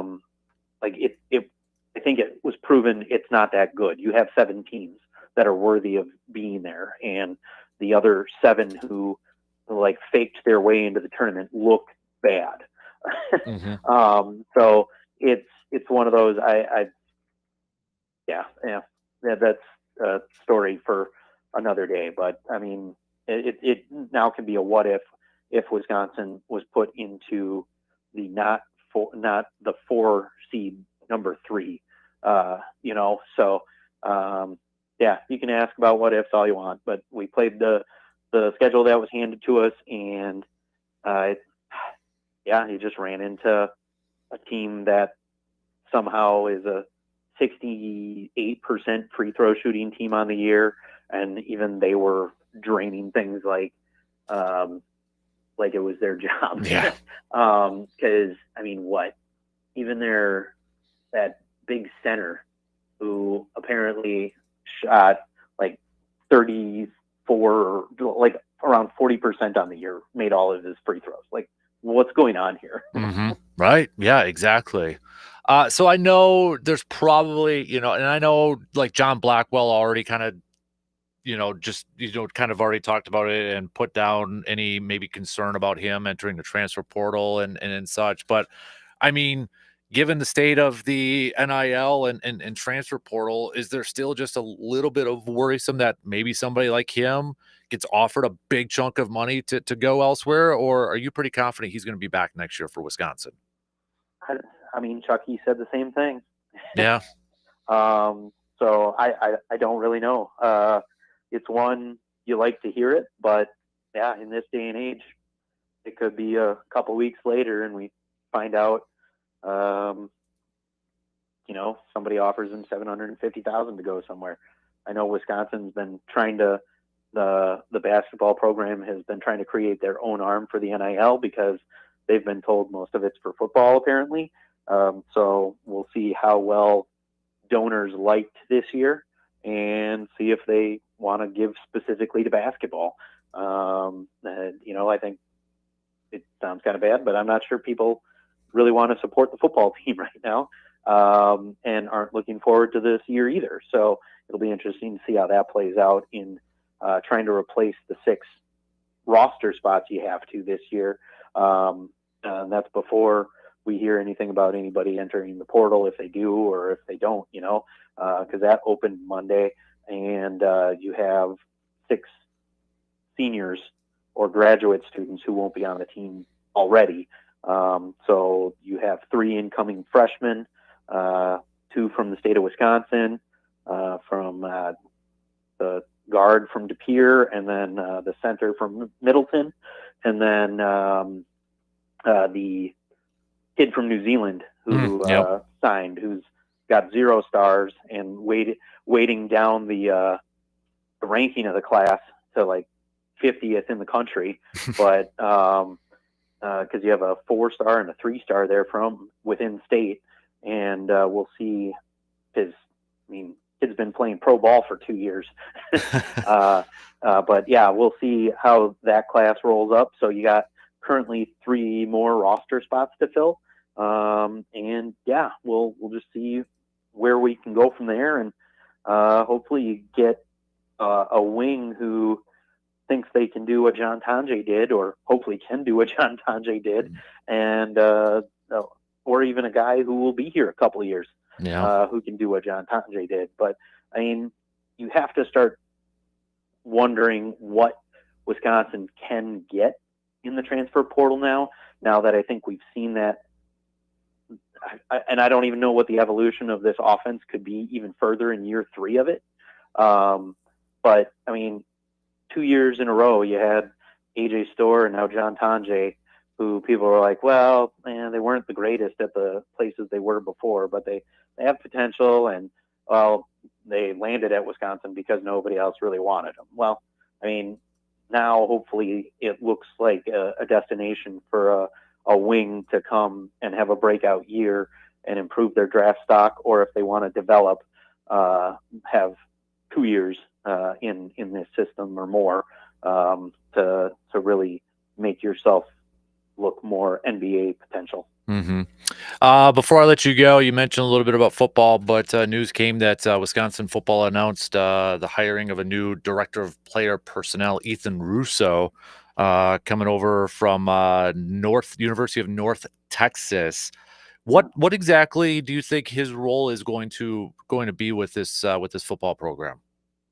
Well, he's replacing the kid who left for USC. So I mean, it's essentially going to be getting to know the kids on a personal level. Like you heard some recruits when he departed being like, oh man, that's the guy I had the relationship with, and blah blah blah and all that. So he's the I don't even know how you want to describe that, because I would think your coach would want to be on that level too with you. Mm-hmm. I mean, if that's not the way it is in this day and age, I mean, it's just kind of crazy. But so he's the guy who's kind of identifying kids that would fit the program well and all that. So I guess really the head of recruiting, I guess it would be. But we'll see how that develops and what he can bring to Wisconsin. He's been at Utah, UNLV, North Texas. I think there was another stop in there somewhere, but I don't know if he's worked with Fickle before or not, or what kind of credentials he has as being somebody who can captivate younger guys and kind of get them looking at Wisconsin. But at this point, time will tell, and we'll see what we got. All right, RJ, before I let you go, because I got to ask this, you are our wrestling guy. How big of a upset was that over the weekend was it the Oklahoma State wrestler, Wyatt Hendrickson? Yeah. I mean, going into this year, Gable Steveson was just the pick to win it all. So, it's up there. Like, I mean, people are comparing it to Dan Gable's final college match that he lost to, and I even forget the guy's name, but like he lost his final match to somebody, and then went on a undefeated streak for a long time on the international scene, which motivated him. But I mean, you already had Gable Steveson, who was an Olympic champion, and took a year off from wrestling to try football and then the WWE, and kind of failed at both, but came back and looked as dominant as ever on the wrestling mat. And I mean, it's up there with Gable's loss. It's up there with Rulon Gardner beating Alexander Karelin. I mean, those are some big names you're throwing out there, I know, too. right? It's legit one of those nobody saw it coming, and whether it was just genuine surprise and a little bit of an overreaction, still watching that, it was one of those like hands on your head, what the hell did I just see?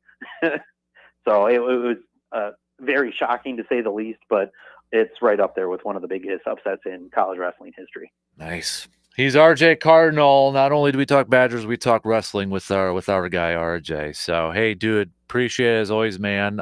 Enjoy the rest of the week, and well, we'll catch up with you next week. Maybe something will happen with the Badgers that we can hit up next week, bud. Usually does. Yeah, and I can recap my trip to the home opener. So oh, that's right, you going? That's right. I saw that on social media. All right, yeah. Bring back a W, man. So really gonna try. you gotta let me know what like the vibe is like. Obviously, with no Euchre there, what it's gonna like. I know they got stuff planned, but I don't think they've revealed everything yet. So no, I don't even think I've seen what they have planned. I'm kind of looking forward to get in early because I mean, you figure they got to do a lot of stuff pregame, and it's honestly one of those. I'm wondering what my reaction is going to be. Yeah.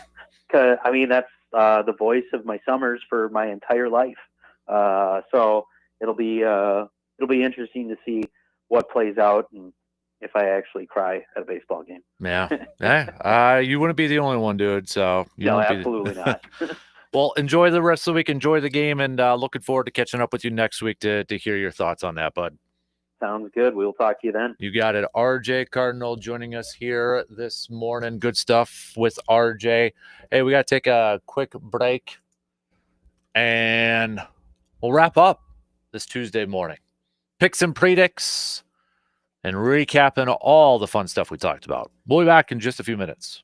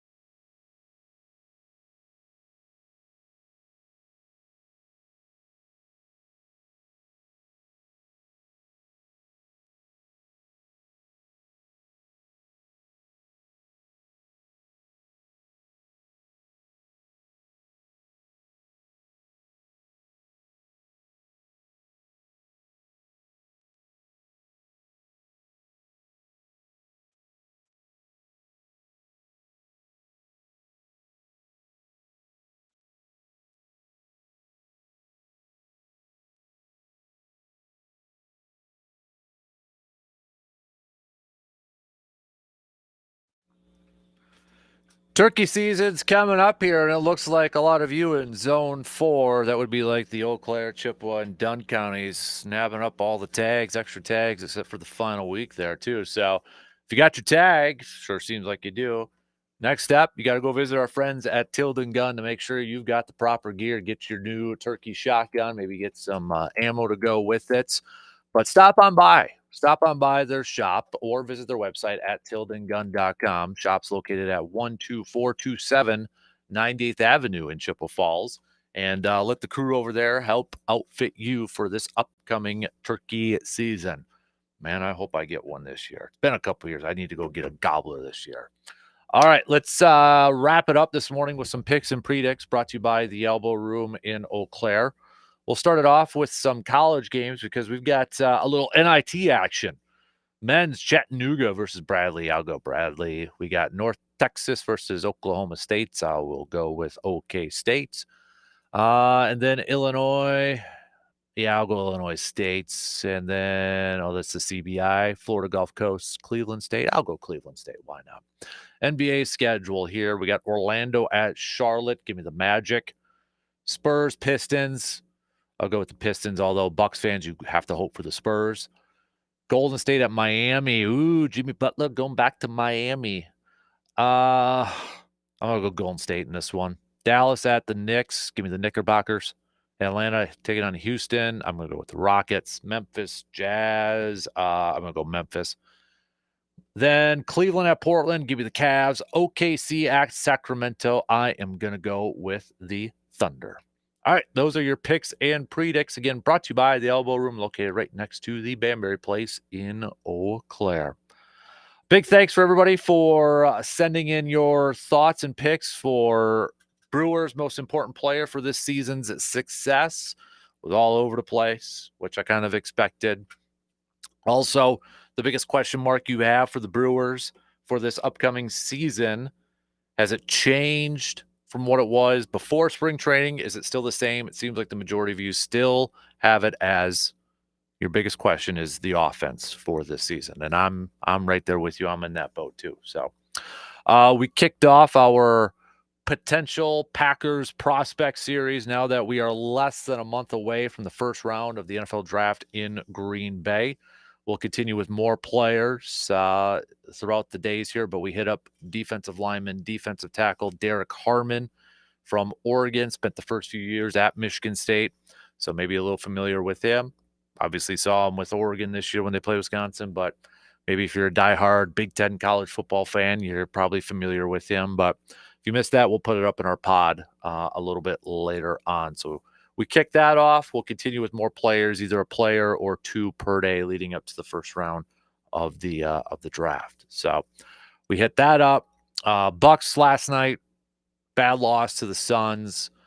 No Dame, though, and that's becoming a major concern. Bucks now are 2 games behind the Pacers with just 11 to go. Pistons are just a half game back from the Bucks for the 5th seed in the Eastern Conference, but now we're kind of waiting to see how bad this calf injury is going to be for Dame, and is it going to affect him when we get to the postseason? So Bucks will wrap up this road trip with a game against the Nuggets tomorrow. Then they're back home Friday with another tough one against the Knicks.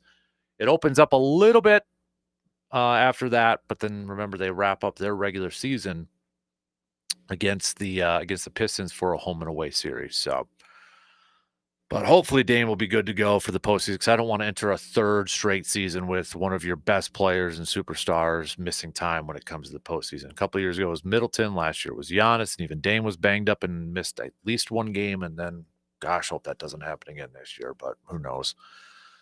Big thanks to RJ for just joining us a little bit. Just a few minutes ago, we talked a lot about the Badger women's hockey team again winning their 8th national championship under Mark Johnson.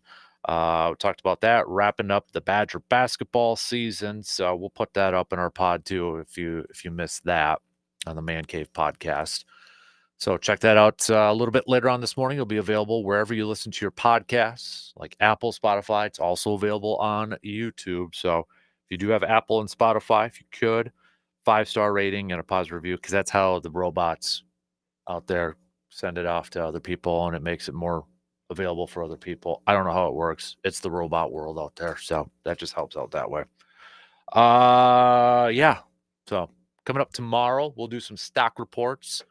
Whose stock is rising, whose stock is falling. Think about that for a little bit. And you can make your picks with us coming at you tomorrow. We'll continue our potential Packers prospect series. We'll probably hit up a couple of players tomorrow. Again, we're not going to go through everybody that could potentially be available there for the Packers. So we're not going to do any quarterbacks. And it's only going to be players that are available back in first round, potentially early day 2.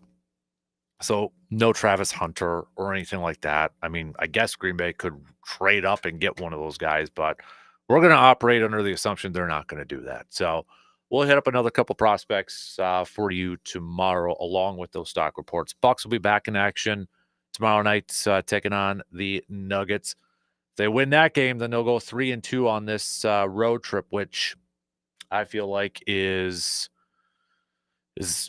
that's what I wanted from the Bucs. Ideally, I wanted them to go 3-2 on this road trip, but we'll see if they can pick up that win against Denver in Denver. So, but we'll hit that up and talk a little bit about that, and we'll continue some Brewers countdown with opening day on Thursday. So we'll have more Brewers chats and more questions to throw out to all of you. And reminder, don't forget to follow the Sports Talk Facebook and Twitter pages for our new feature, the 715 Fan Cave Speaks.